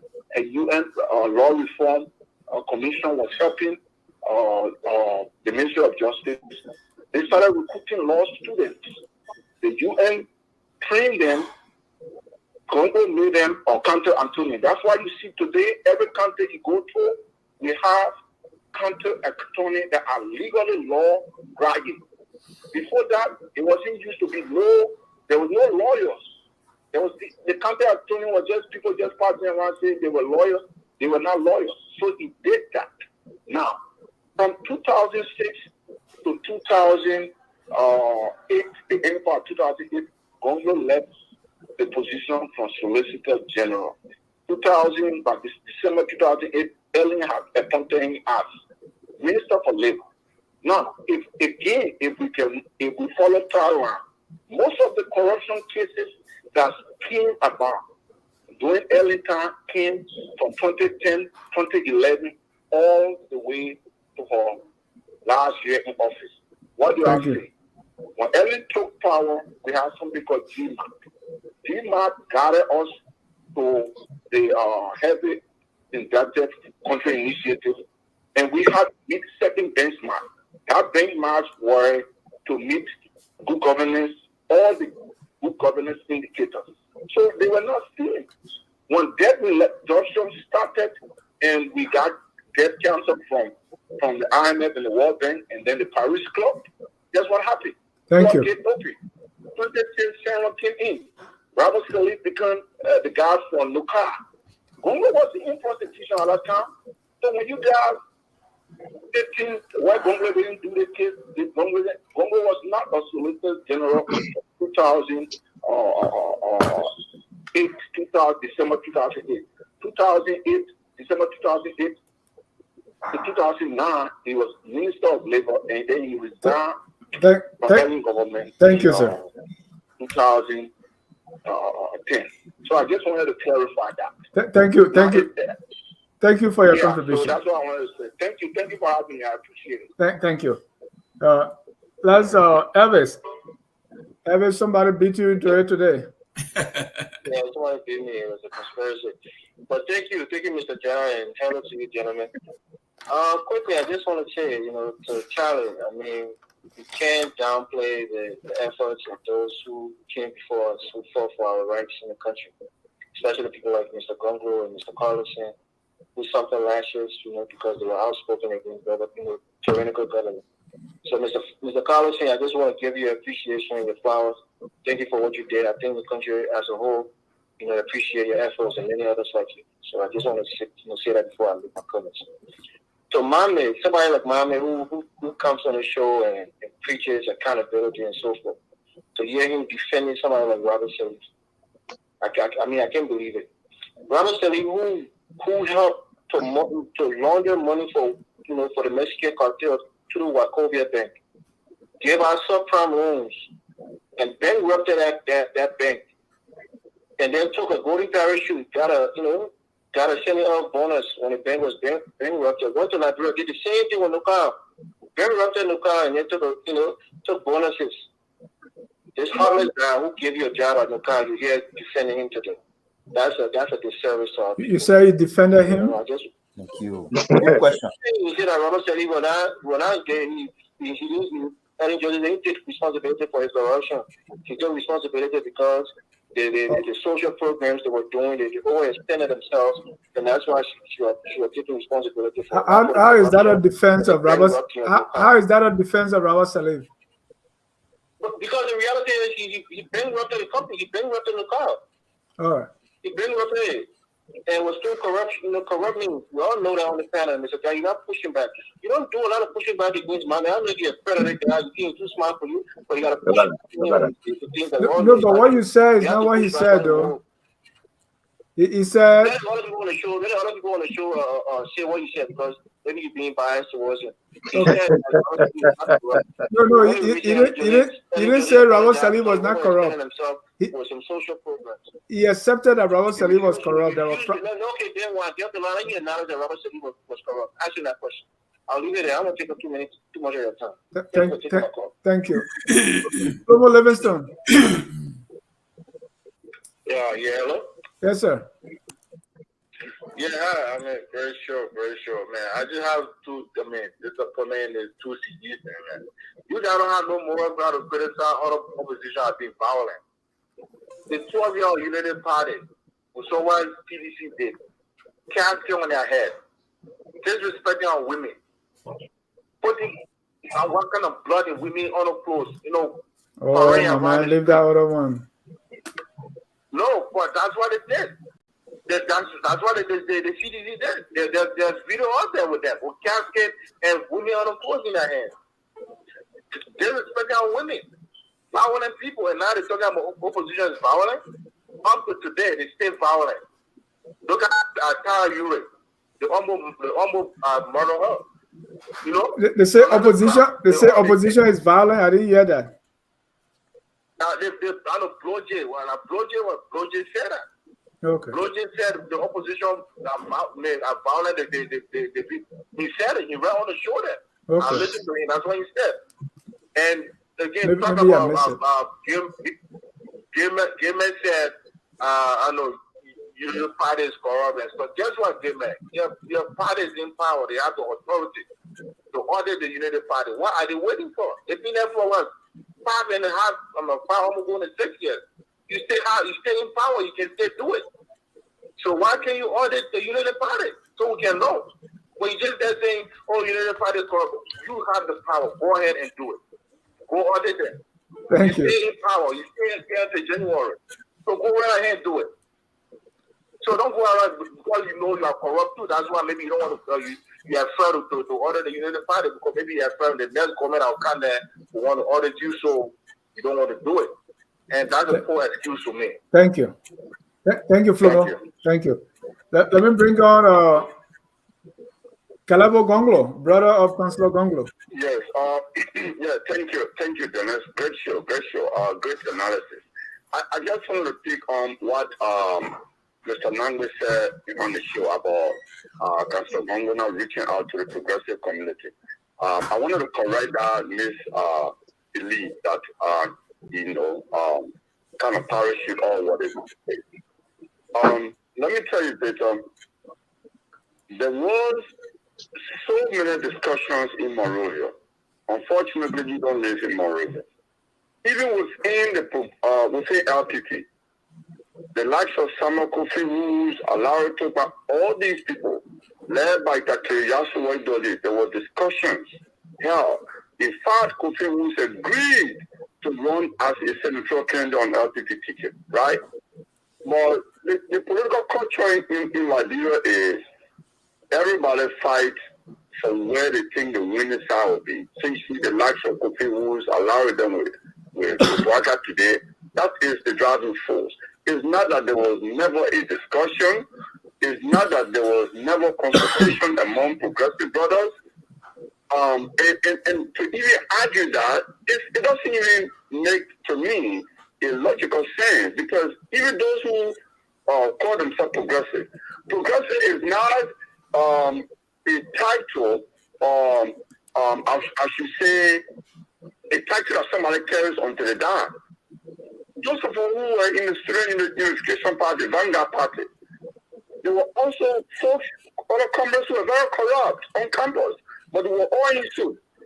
Like in a mass-based political movement, you have all kinds of tendencies there. Not everybody there is an upright comrade. Okay?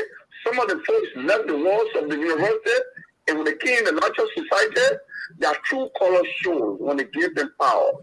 They became very corrupt, and that is their true calling. So when they were on campus, they belonged to progressive movement, student movement.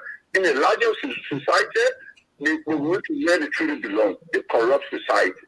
So when there were agitation in the 70s and in the 80s against dictatorial regimes, yes, there were others who were in the battle. But when they got power, their true color showed. So do you still call them progressive? I say no, they are no longer progressive, because progressive is an ideology. Progressivism is an ideal that people believe in. So you subscribe to it at this point, and 2 years later, you are no longer subscribing, and you can't call yourself progressive. Okay? If you're progressive, Sam for now, who is one of the progressive ideologues, he said every generation must find their leaders and go for it. They must find what is Mr. Gongloe, in their interest. Mr. Gongloe, let me interject. I will ask you, in this generation, what is your interest? Your interest is Alexander Crummins, right? So that's why you're fighting for. That's the true calling. Today, Ella Fale, from your brother from UPP, he has the group called UPP for We Are Second Term. That is his true calling, right? Ella Fale was talking. He kept telling me, oh, we're waiting for LPP to come to us. I said, Fale, it's a two-way street. If you consider LPP your brothers, have you also extended an invitation to them to talk? He said no, but I knew what he was up to. Today he has a group for United People's Party. That's how you should talk about it. That's your party there. Talk about it. Mr. Gongloe, Mr. Gongloe. Are you along with other fathers? Mr. Gongloe. Yes. Are you equating being with the LPP as a sign of being a progressive, and when you are out of LPP, you're no longer a progressive? Is that what you are implying? It's not just the Liberian People's Party that is the only party that subscribed to progressive ideology.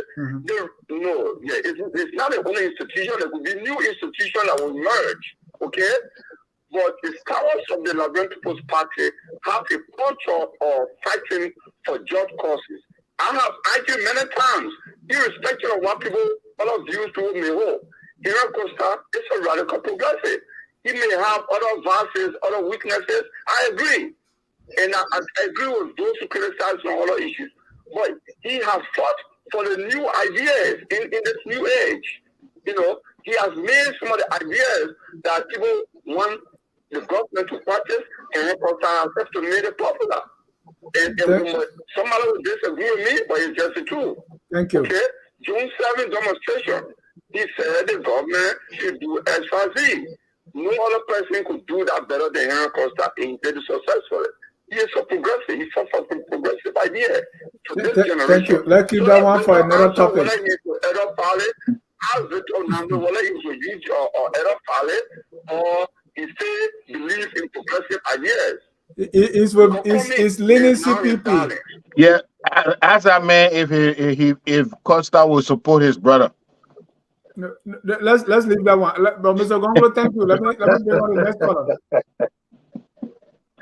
Wait a minute, Dennis. Are you just gonna move on like that? I mean, he called me out. I thought you would give me a minute.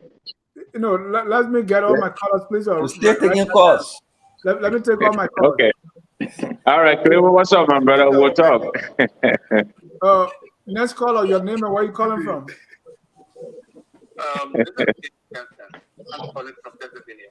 Go ahead, Anthony Jensen. Okay, it's a pleasure, and I'm glad to hear all of the views on your program today. And I think all of the voices need to be heard. But this is what I have to say. Liberia is at a crossroads.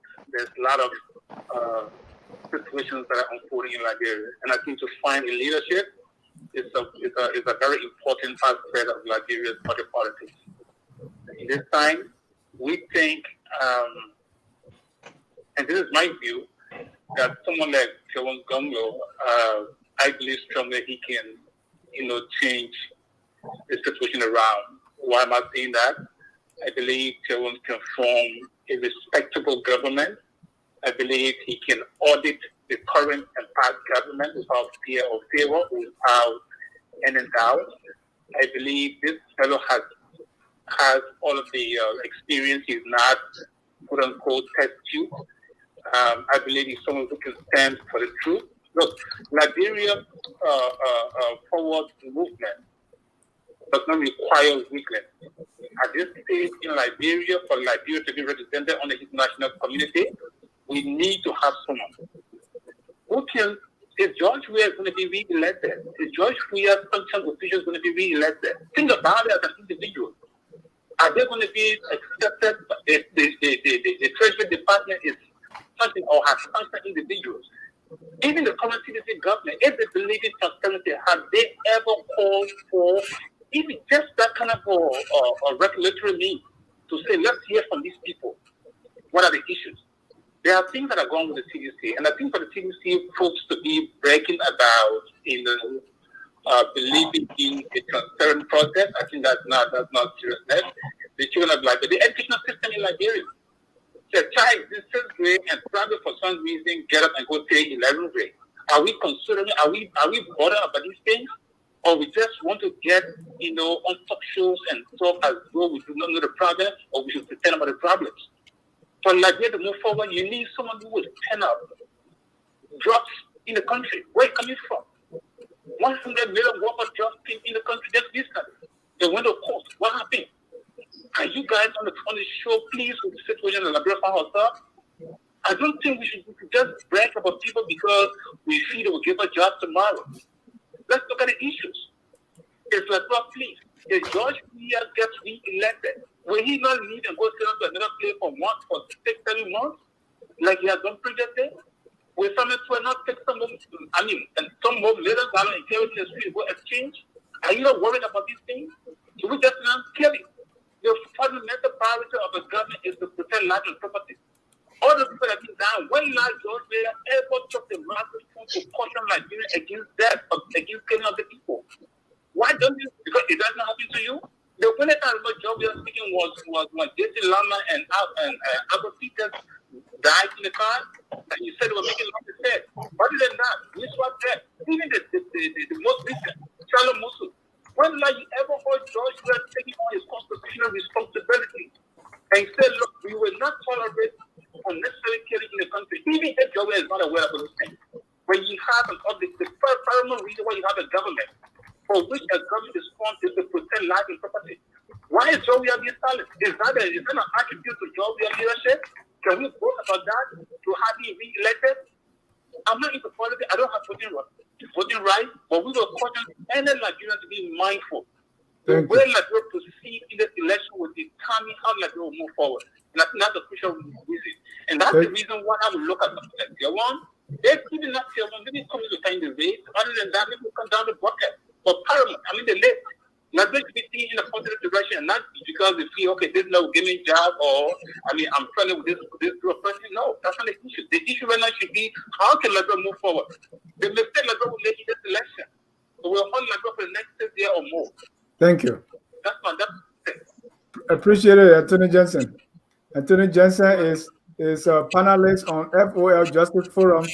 So I think he was feeling like he was on the show now. So he took a little bit more. Let me get my last caller for the night, and that's Mr. Thomas Kane. He's the policy whiz. Go ahead, Mr. Kane.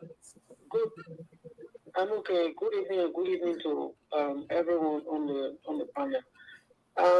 This point was made earlier, but the way Blackie speaks about people who laid their lives down and who fought for democracy, the point has already been made. I don't think we should be, speaking to people the way he does it. I mean, that there was a war, people should have understood that there was a war, rights were limited, and therefore they should not stand up to dictatorship. If every citizen of Liberia approached it that way, perhaps the war could still be ongoing. And it was a bit confusing to me. He was talking about state building when that was a time when state was being broken down. The other clarification I wanted to make was the point that Mr. Gleeman was making. He was confusing the code of conduct with the LACC Act. The LACC Act does not provide for the issue of ombudsman. It is the code of conduct that provides for an ombudsman. Because the code of conduct is essentially rules and regulations on how public officials should behave, whether they can take gifts, the issue of conflict of interest. These are the things that the code of conduct covers. The LACC Act was passed in 2008, which provided that for the LACC to prosecute cases, it had to go to the Ministry of Justice. And after 90 days, if the Ministry of Justice did not prosecute, then the case would go back to LACC. LACC could then prosecute the case. It didn't have to go to an ombudsman. He was making a point that the previous government did not appoint an ombudsman. So the ombudsman is for the code of conduct. That is, if anyone violates any provision of the code of conduct, it goes to an ombudsman before it goes to prosecution. If we all remember, this is the reason why the case against the commissioner, the chair of the National Elections Commission, that case was technically dropped in a court, because the point was that she was indicted under the code of conduct, and since there is no ombudsman, the LACC had no authority to prosecute that case. So the case was dropped with no prejudice to the state. That means the state can still reopen that case. So I just wanted to clarify that the code of conduct is a different instrument from the LACC Act that was created. So there was no issue of ombudsman on the issue of the LACC. A great discussion, great points being made. Thank you. Thomas is also a panelist on Tough Shopping Thursday. And so you were, but let me give an opportunity starting with Victor and then Choppy. Your names were mentioned and you want to say something. Well, thank you, Dennis. First of all, I had to change my position here. My device is running out of charge. I'm not going to give advice unsolicited to my brother, Gongloe, but if I were to proffer some advice, I think you should thank me for pointing out some of the potential pitfalls of Councillor Gongloe's campaign.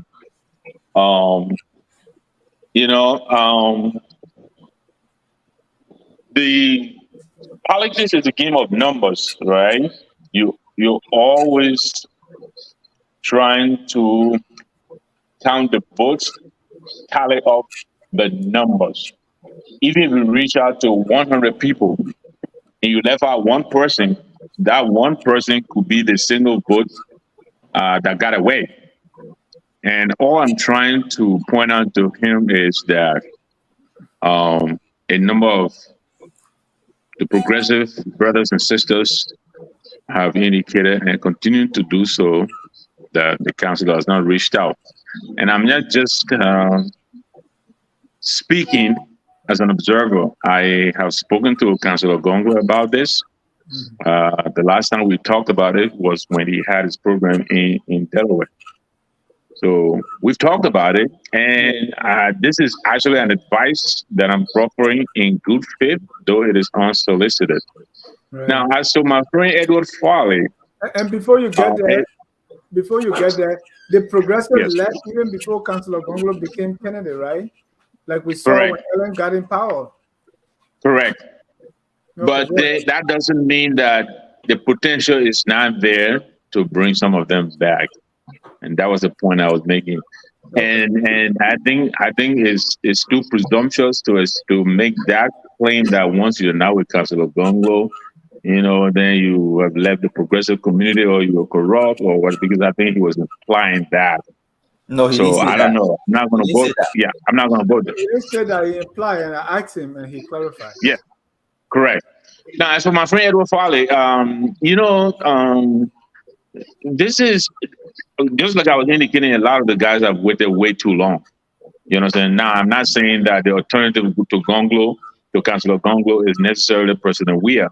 But this is the point I'm making to him, that a number of the guys will not continue to stay on the fence, until election day. They are going to find sides and take sides. We may not agree with the sides they take, but this is a direct result of the fact that they are out there, they are available, they need to be reached. That's all I would say about that. Thank you. Thank you. Choppy. No, I wanted to come here. I was referenced by one of the callers. No, Choppy first, then you. Yeah. Choppy was being chastised for saying. Yeah. Again, I repeat, I make no apologies for my comments. Put our hands up. Yeah, I make no apologies, and I will again assert condemnation to violent actors in Liberia who pretended that they were advocating justice. The results of their advocacy led to chaos. They were agents of darkness and chaos in Liberia. I have no sympathy for people who provoked war in Liberia, who supported violence in the country, pretending to be advocates of justice. I have no sympathy for them. And look, the progressive struggle, when we talk about progressive struggle, we saw that struggle led into chaos that erupted the country into violence in 1980. That struggle died naturally with Turbo in 1980. They tried to rebirth that struggle with Samuel Doe, aligned themselves later on again, engaged in violent acts against Samuel Doe in the name of preaching for justice and political or plurality. We saw that struggle again led into violence in 1989. These same actors, and when Charles Taylor, who they thought was a savior, came on, because they did not have power, they went back to the jungles in the name again of advocating for justice, and we saw further chaos. That struggle died again, and we had a Third Republic. The CDC cannot give you credit as a citizen. Maybe other citizens will give you credit. I cannot give you credit for the political struggle that birthed this democracy we are enjoying. The CDC endured this thing. We did not go to war. We were treated twice. We did not cause chaos in the country. And you want to condemn the CDC for protesting peacefully? We have seen United Party who denied the CDC from peaceful protest. Now you are arguing that it is a right of citizens to protest. Well, we did was protesting. We have seen United Party stage many protests during this government. If it was wrong for CDC to protest, why are you protesting now? We led peaceful protests. It was your violent police that attacked us many times, because your whole politics is based on violence. So we cannot give you credit for the democracy we are enjoying. We demonstrated peace as an opposition party. We again allow you to practice peace. So the contradiction is very obvious. And just before I end my point, I'm hearing that somebody say, during early 2017, the Baka presidential government, the judicial system were not strengthened, so they couldn't really prosecute corruption, they couldn't fight. Here's the question. When Joseph Baka left the presidency of Liberia, United Party, did you leave that prosecution department strengthened? Did you leave the tools for we are to fight corruption? If you did not have the capacity to fight corruption because you are claiming that you did not have the tools and you let the place stay dysfunction, how do you expect for we are to take over immediately and prosecute? When you saying that the reason for non-prosecution because you did not have the tools necessary, you did not leave the tools there. Contradiction and hypocrisy continue to fuel your political agitation. And let me come to the point I started the debate with Bishop Baka and Gongloe. Look, we have seen Baka. Quickly, do you condemn Charles Taylor for the war? I condemn Charles Taylor, everybody, like I said, and I condemn those. I condemn Charles Taylor for the war. But I'm saying those people claiming that they were advocating against Taylor are condemned by me equally, because they are equally guilty like Taylor himself. There's nothing different they did for Liberia. They created chaos. So condemning Taylor and describing in a negative form does not impress me. Not because you're going to criticize Charles Taylor or you claim that you fought against Taylor makes you different. You're contributed towards the violent dysfunction of the state. I cannot celebrate you. So to Baka and Gongloe recent behavior, we have seen repeatedly that Joseph Baka is a schemer who has always used other people's hands to go against people. We saw in the CPP where he used the ALP to attack Mr. Cummings. I'm not a fan of Mr. Cummings, but the facts are obvious. This is Joseph Baka modus operandi. He's a very deceitful character. We saw he did the same thing to Ellen Johnson Sirleaf. Even as he was running for president and Ellen Johnson Sirleaf supported him, we saw his surrogate attack Ellen, insulted her, did the worst thing, and he kept mute. So I'm not surprised that a group calling themselves some kind of name will go to elections commission to deprive Gongloe running. It would be no strange thing that that group is supported by Joseph Baka and he's keeping mute. That is modus operandi. That is modus operandi, and there are a lot of evidence to that effect. And these are the kind of characters that is telling us that they can provide good government for our country. We reject that. We reject their advocacy. We reject the political pursuit, and we are confident that in these elections, October, they will be defeated at the polls. You know, Dennis, this is really sad. A young man here seems to be wallowing in ignorance. You know, he's really, I feel sorry for this guy. Let me tell you this, my brother. No, let me tell you this. Let me tell you this. When 80 to 85% of the people prior to 1979 were making $70, not per month, per annum, $70. Victor, let's take and your agriculture minister who proposed to increase the price of rice were earning $3,000 per month, not per annum. That is violence. Do you understand me? That is violence. And you're telling me that the struggle to inform our people of their rights that led to some of them rising up against that decadent government was violence? Something's wrong with you. I'm appalled by this.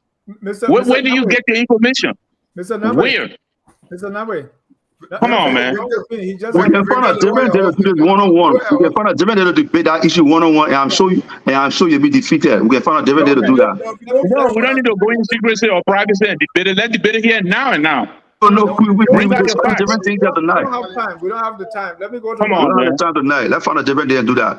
Come on, don't do that. Don't do that. Brother Nangbe, slow down. Choppy Charlie as his squad. His real name is Richelieu Yuri. Since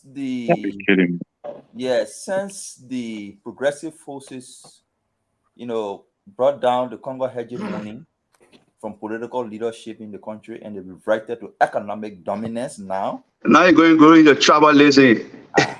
It's a shame on you, Ambula. It's a disgrace for you to preach tribalism here tonight. I supported Samuel Doe. I'm a strong advocate of Samuel Doe government and Samuel Doe presidency. I'm a strong and avowed supporter of George Weah. So your tribalism doesn't work. Try something different. Will you protect me? Yeah, let's get away from the names calling. No, so I'm saying since engaging tribal warfare and making it personal. And there's a problem with people there's a pretension that I'm speaking against. There's a pretension that I'm speaking against. Now you are going personal and being tribalistic. There's a pretension that I'm speaking about. You cannot tolerate a free society where people can express themselves. You cannot do that. And you pretend that you believe in democracy and free speech. That's the point I'm making here. Thank you, Choppy. And Choppy that's his opinion, so we can't call him names. Exactly.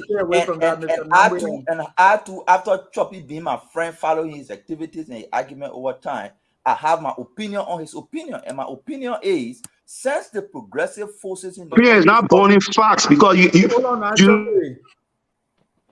since the progressive forces in the country brought down a hegemony from political leadership and it reverted to economic dominance that it still have today, Choppy has been on. You're not in my mind. You cannot presume that. Choppy, hold on. That's why we have a different date for this argument. Let's get back to what we're talking about. So I just wanted to put that thought across forward. You see, any way you want to put it, I condemn those people, and I will continue to condemn. Come on now, Choppy. Choppy, please. So back to the real topic. On the show, I said I work for NOCA. I know I saw corruption. I can come publicly and say it. But the responsibility to hold people accountable for corruption is the state. I saw acts of corruption. I saw George Weah, for example, I saw George Weah, who was not a member of government, nothing, sending names of his confidant girlfriends to receive international scholarship to go to school. I'm not saying to send people to school is bad, it's good. But the process, I saw that. So why you calling George Weah name? Why you can't call your other people their name? No, but you call that boy. Why you calling George Weah name? You gotta slow down. You gotta slow down. So I saw, we can have a different day for this argument. This was a post-analysis of the Broom rally. Yeah, so I saw that.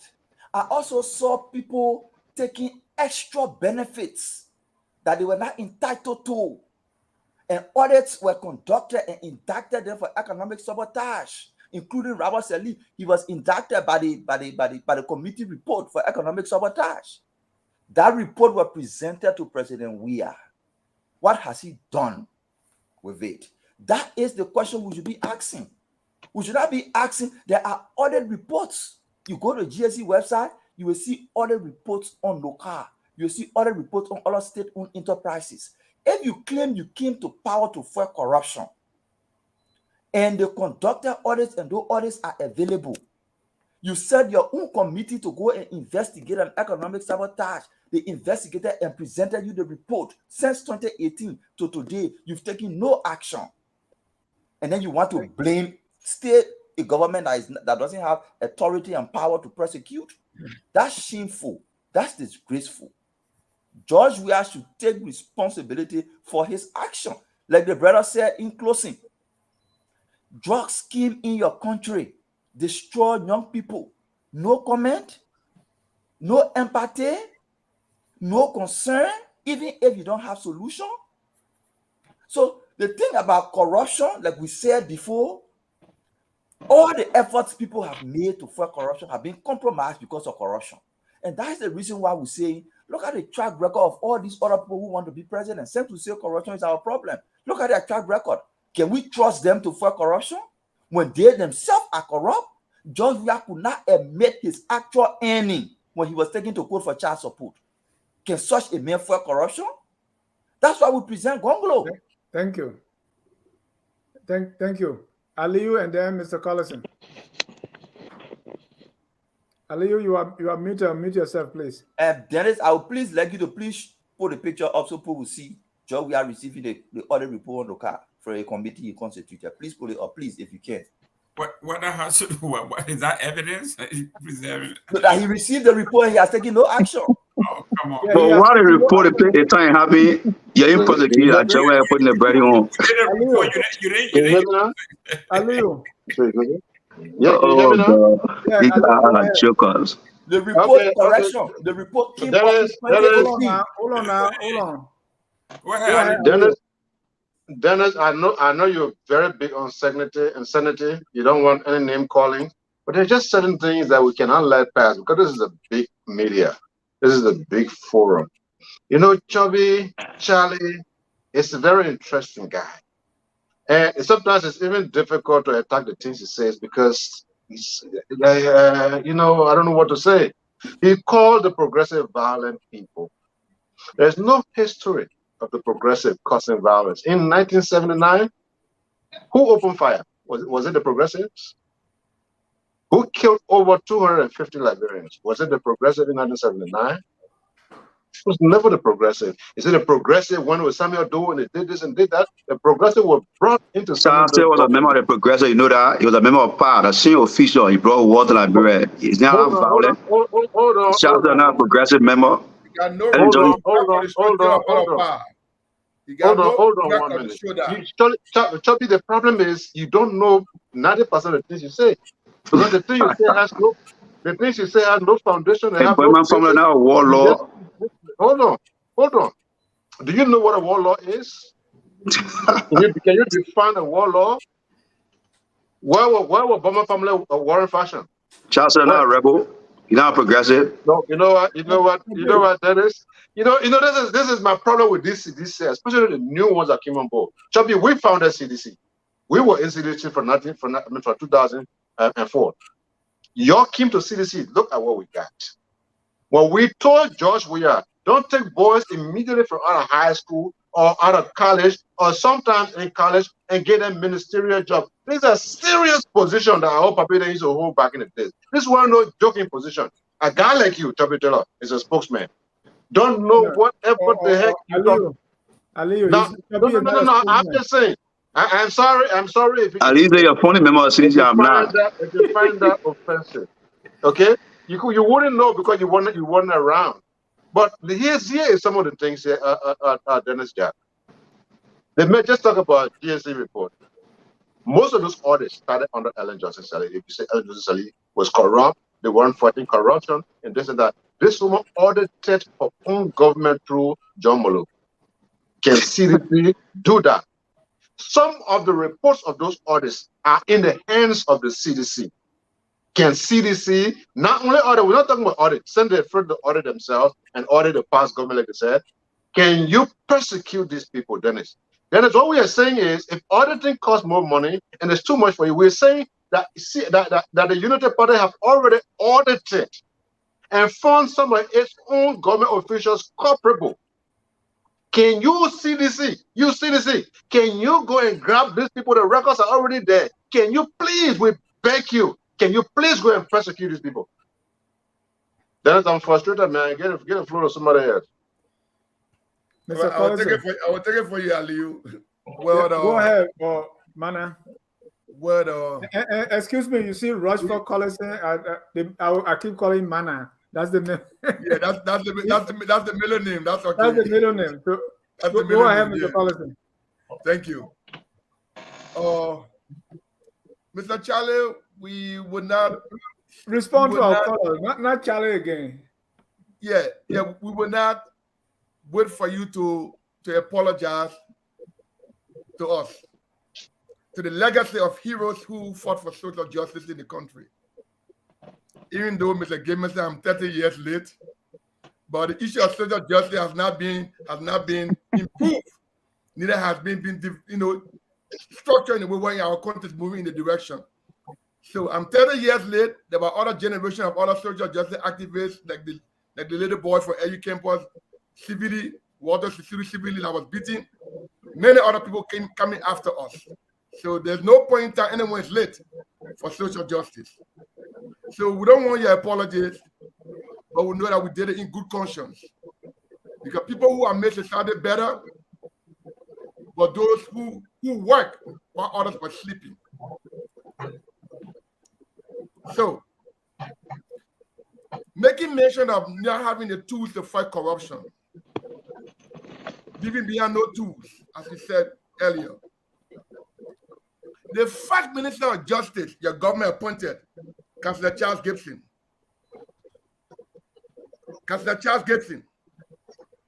His own colleagues in the bar, they humanly opposed his appointment on grounds that he was corrupt. In fact, he had been sanctioned. Several other ethical issues were brought up against him. Your principal battled that appointment for months because I was a preferred choice for justice minister. When he became an appointed councillor, justice now went to the Supreme Court.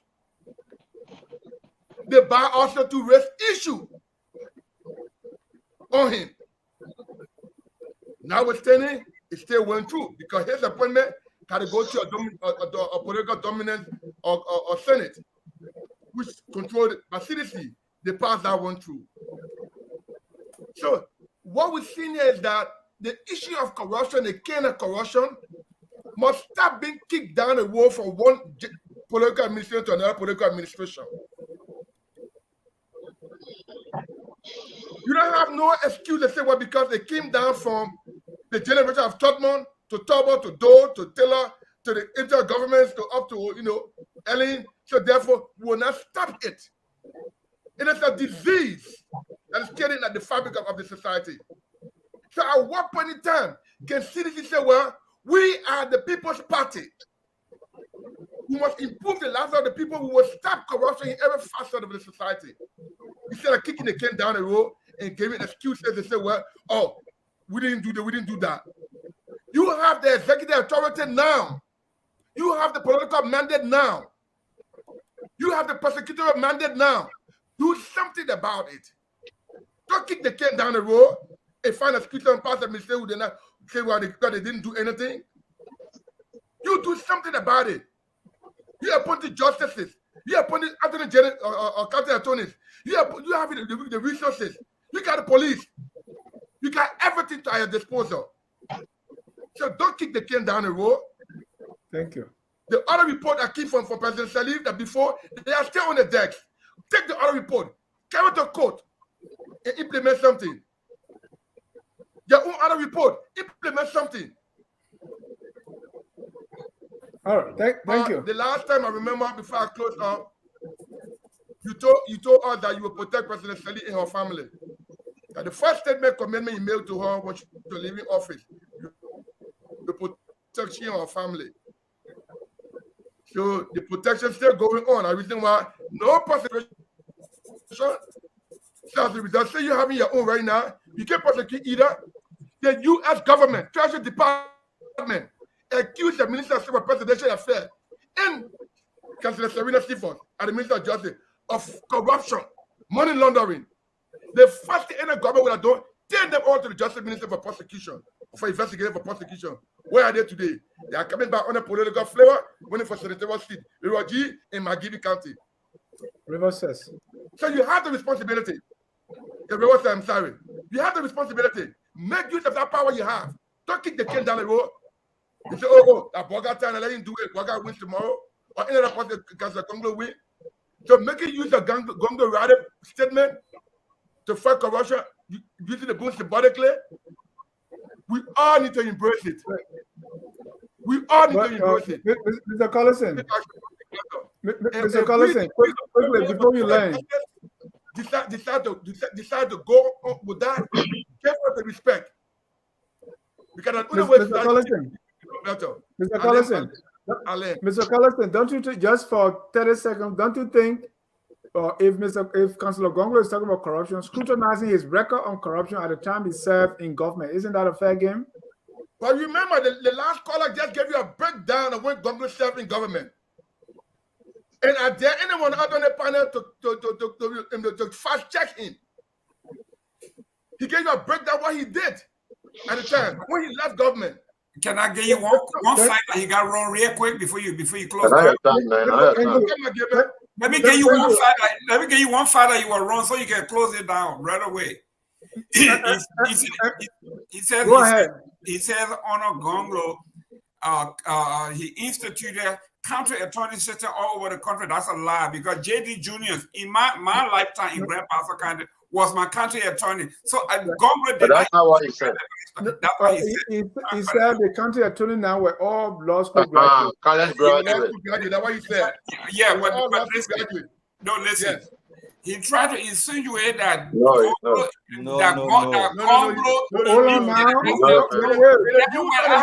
now. I have seen all the county attorneys. Mr. Gibbon has the floor.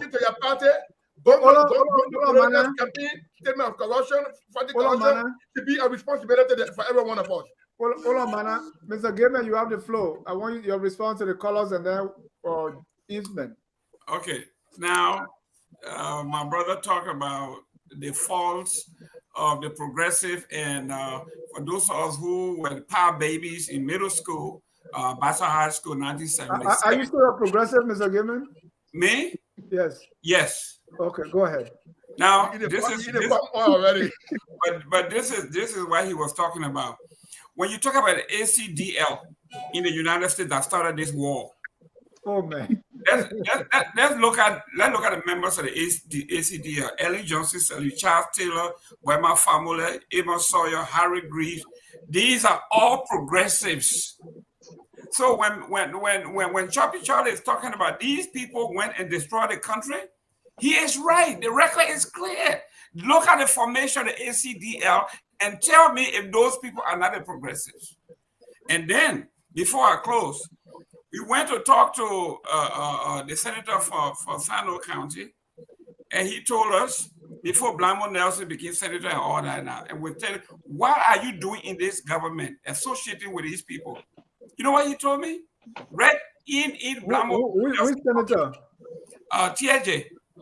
Okay. He says, listen, I have fought for so long. We'll call TJ on the show. Yes. My family, he said, my family, I have children, I have family. That's what he said. I have families. So you know what that means. We've been fighting this battle for so long. I got families now. I have to support my family. So listen, unless some of us who are, we saying that the progressives, the pro-progressive, those are people who should carry the mantle to their death. And at some point they say, you know what? We have families too. So yeah, the progressive did a lot of damage.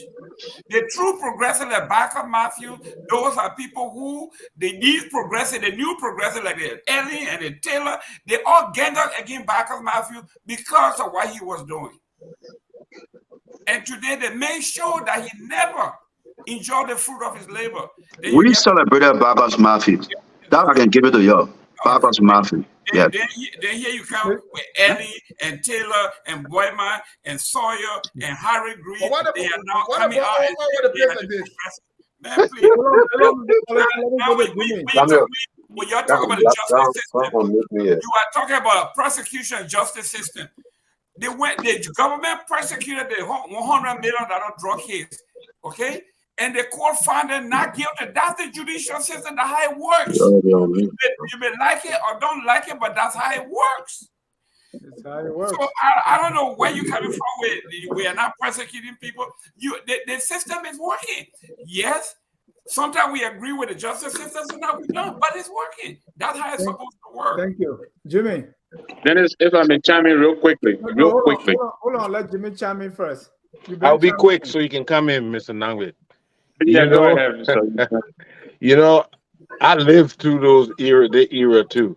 I mean, 79, before then, the soup thing. Peter Alizma, I was right there with all of them. Okay. And I want to, unfortunately, they use this word progressive, but I have seen only digression. I haven't seen any progression.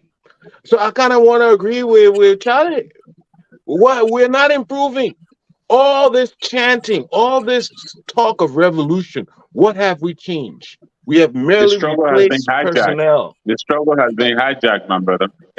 Okay, I've heard that narrative too. I've heard that it was hijacked. But everyone should have known that there's a powers around. When they were touting socialism and capitalism, they should have known Uncle Sam was listening. Okay? You had to know. And that's what I used to talk. I said, why you have to attach yourself to these names? Because these are political alignments.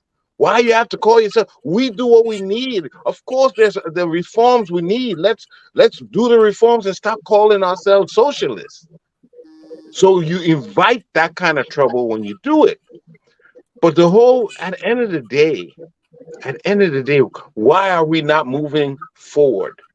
That is the real question. Why are we not progressing? Someone talking about kicking the can down the road. Why are we always kicking the can down the road? Because we haven't given government to the progressive yet. We haven't given authority to the progressive. We have a democratic system. We have a democratic system. Charles still a progressive government. The progressive or those. I didn't say the progressive government. Him also a progressive. He said progressive get. It is, but Amos Sawyer was one of the progressive. He had an interim government. Did you know what happened under his leadership? But I'm sure you know what interim government is. The point is, you have a ballot box. You have the people.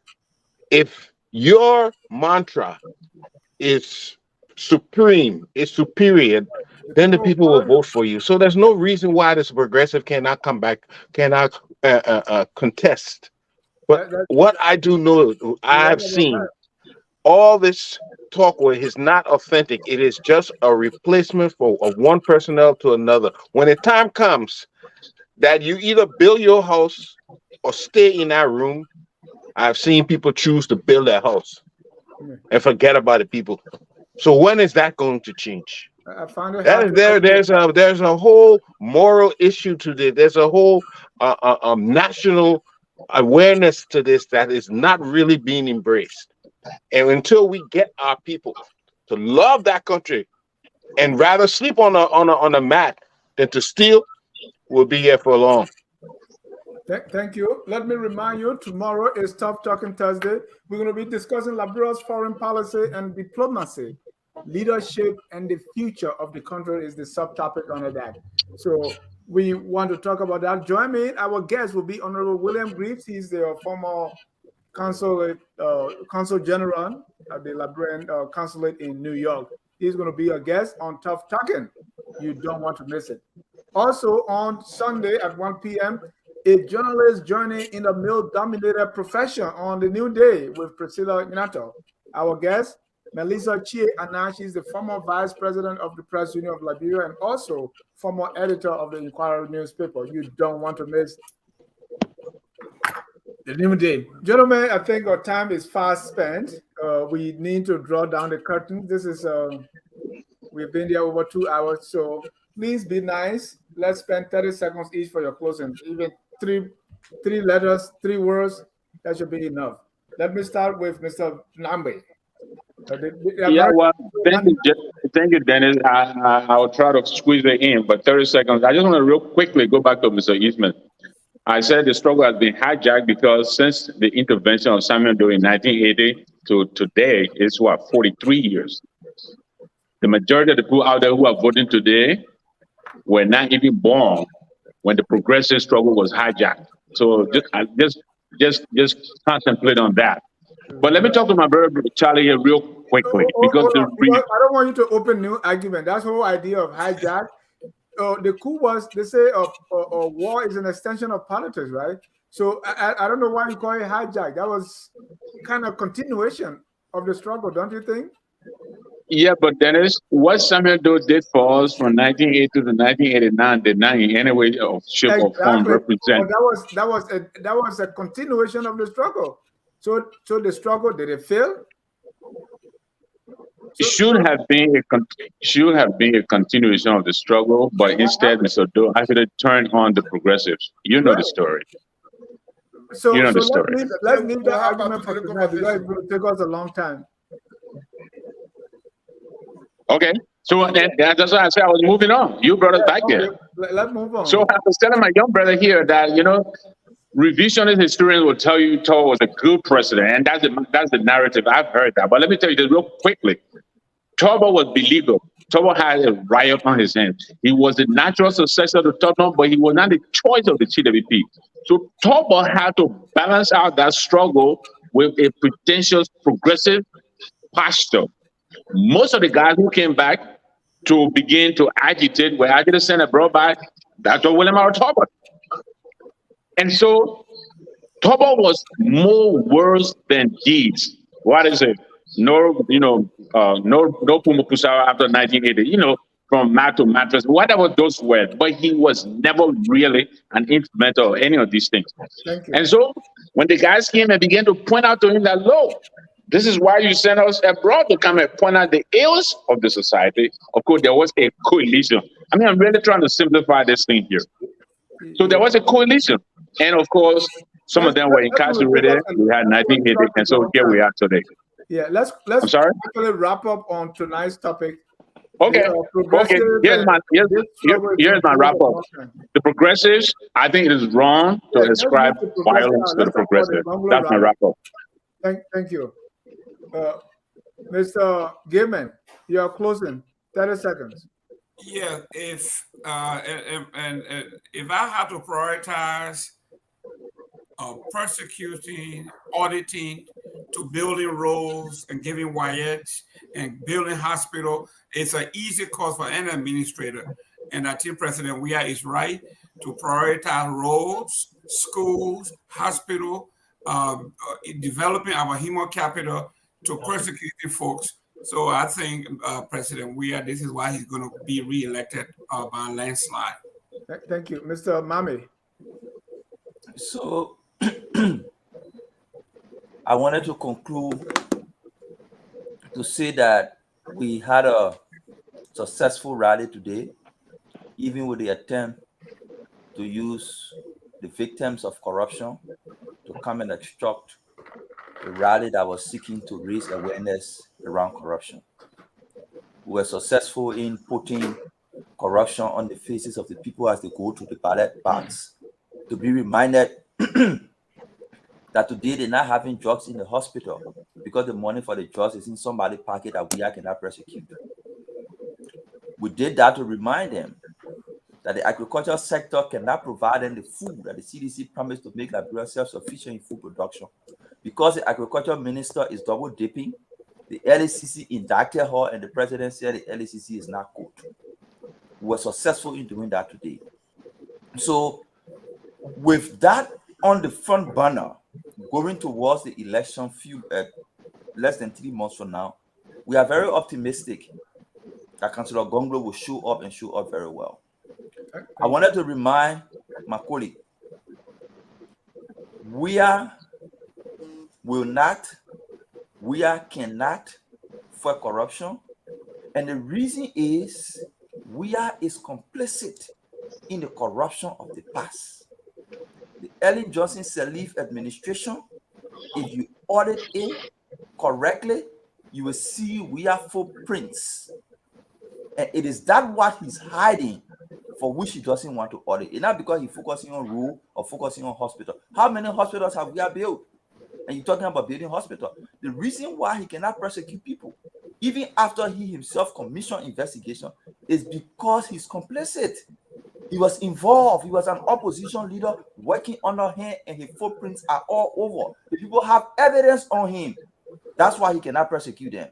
Go to Nuka, you will see people close to George Weah name listed as scholarship beneficiaries. You will see them listed as corporate social responsibility beneficiary. I challenge him to audit Nuka. If you will not be exposed, that's the reason why he cannot do it. Thank you.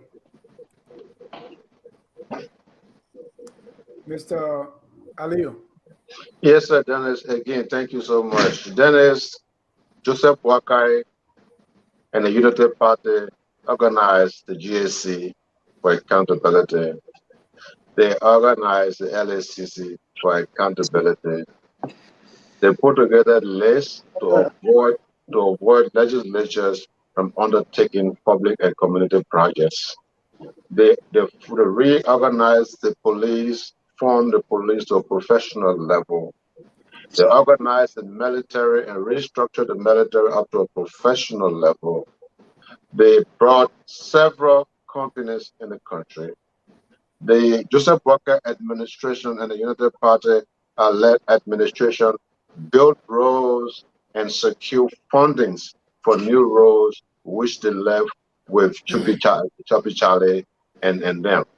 That government did so much, left a foundation, built a foundation.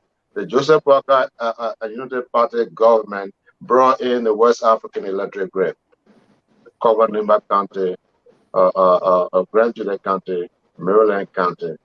My question, these are just few of the things coming from a war, pre-war country, the things that Joseph Walker and Unity Party put together and left, just few of the things left for Choppy, Charlie, and them to come and build upon. My question to him and the CDC as I close is, what have they done with all of these things, this progress? Thank you. Choppy?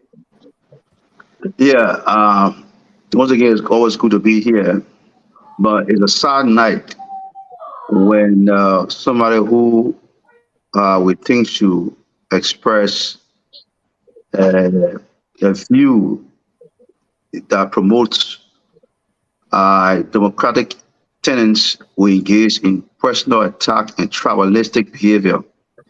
If this was in Liberia in 1980 during the war, 1990 during the war, I would have been a dead man right now. Or somebody ascribing a tribalistic belief on me and assuming that it's a fact. But I'm not shocked. This has always been a strategy of people who have been opposed to George Weah, especially when it comes to some of us. because of the inability to articulate their viewpoints, they will always engage in these tribal diatribes. Similarly, they have done to Mr. Weah. With all facts, they will carry around Mr. Weah in all kinds of negative terms, as a murderer, as a this, as a that. So I'm never surprised. And I always know these things will happen. It's not a first time, it's not a second time. This has been a usual attack from people who has been unable to express themselves and respect democratic tenets.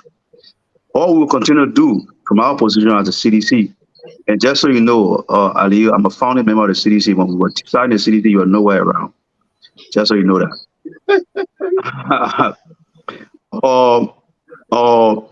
We will continue to promote democracy in Liberia. That's what Josh Weah is doing. We're going to deepen democracy. We're going to harden democratic tenets. We're going to celebrate even negative attacks against ourselves. But this is why we stood against the Unity Party and George and Joseph Boakai for the last 12 years. We will celebrate these things because this is what we want Liberia to be. We're not engaged in violence to wreck the country as other people who are claiming now to have been champion of democracy in the past. Please don't forget only means to power was through violence. If we are defeated, we will concede defeat as we have always done, saw it even during our days in opposition. Even as a governing party, the CDC have lost several legislative elections in the country.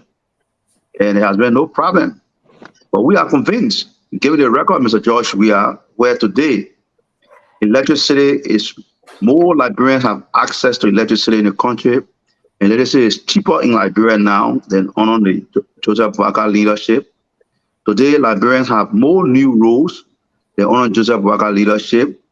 Today, Liberia have more hospitals built by Liberian government money. And the interesting part about this thing here is that all these things are happening with George Weah using what we call domestic resource mobilization. There's not international welfare that is happening in Liberia. Thank you, Charlie. For the record, Mr. Weah, we're going to win these elections, hopefully on the first ballot. Thank you. Dennis, no. Dennis, you got to say something to the guy when you're talking to the guy. Why are the bold new rules? Ali, man, Ali, finish closing. Ali, you close. Give the other people a chance. Ali, we are closing up. That's okay. That's okay. Go ahead, Mr. Collison. What Ali, you coming Sunday? Don't worry. Thank you for the beautiful opportunity to give us the chance to, present Liberia once more. I know we all have different lenses how we see Liberia when it comes to corruption and how we wish to hold other people accountable when it comes to corruption. But as I said earlier, that we need to stop kicking this can down the road. We need to stop kicking the can down the road. And if the chance have been given to people who have fought for social justice over the years, through democratic change, I guess we'd have had a better opportunity. So, whatever Councillor Gongloe started today, he has not brought the elephant that was inside the room on the outside. So every political party needs to take a look at what the issues of corruption are in our society. That in any way that a particular political party can provide specific direction as to fighting corruption under their administration to make the life of the people better, they should develop a strategic plan of doing just that. Because corruption is killing the country. It's undermining development. It's taking away justice. Families are being disintegrated. And the only way we can fight it is that every political party must have a specific agenda as to how they're going to fight it. And for right now, the Congress for Democratic Change, they are in the driver's seat. Let them come out with some specific. Because the last 6 years, we do not have a record to show that they fought corruption. But now, Councillor Gonga put the elephant that was in the room on the outside. Let them tell us something different how they're going to fight it in the next 6 years if they will be given the mandate again. Thank you. That's getting ready for election. If the Liberian people given a mandate to take over from the CDC, let him come out with a specific how you're going to further corruption. And the Ghana Cummings and all the other political candidates, we need to deal with this elephant that was inside the room. Councillor Gongloe has brought it on the outside, and so let us give him the respect for what he has done. It is another fight for social justice. Thank you. Thank you. Jimmy, you got the last word. You know, we've seen administrations come and go, and they look much of the same as the last. Until we buy a concept that we want, each one of us want to make our country great, the elections, the jobs, that's not what's going to change our country. Our country is going to change with our minds. We have to have that Liberia first concept that we're going to make our country, every one of us have to buy that idea. That is when it's going to change. Elections are a form of democratic rule, but the making of the country great is not democracy. Making of the country great starts with the individual who looks at his country as what he wants to boost. Now, many of us, it's easier to look at our family, our children, but how many of us actually want to boost Liberia? And until we arrive at that point, it will still be an experiment in futility, because it requires the will of the nation to advance a country. That's why I leave off. Thank you. Thank you, gentlemen, for the night. I want to thank our viewers, those who are watching now, and even those who will watch later. Until then, we close with our song that says, whether you support the CDC, LPP, ALP, or you're independent, we all Liberians. Man, you got to name all the political parties. There are 40 of them. You got to name them. Don't just start with your... You left out the CPP, man. Come on, Dennis. You left out CPP. You left out UPP. You left out all the PPs. No, they are all leaning. Yeah.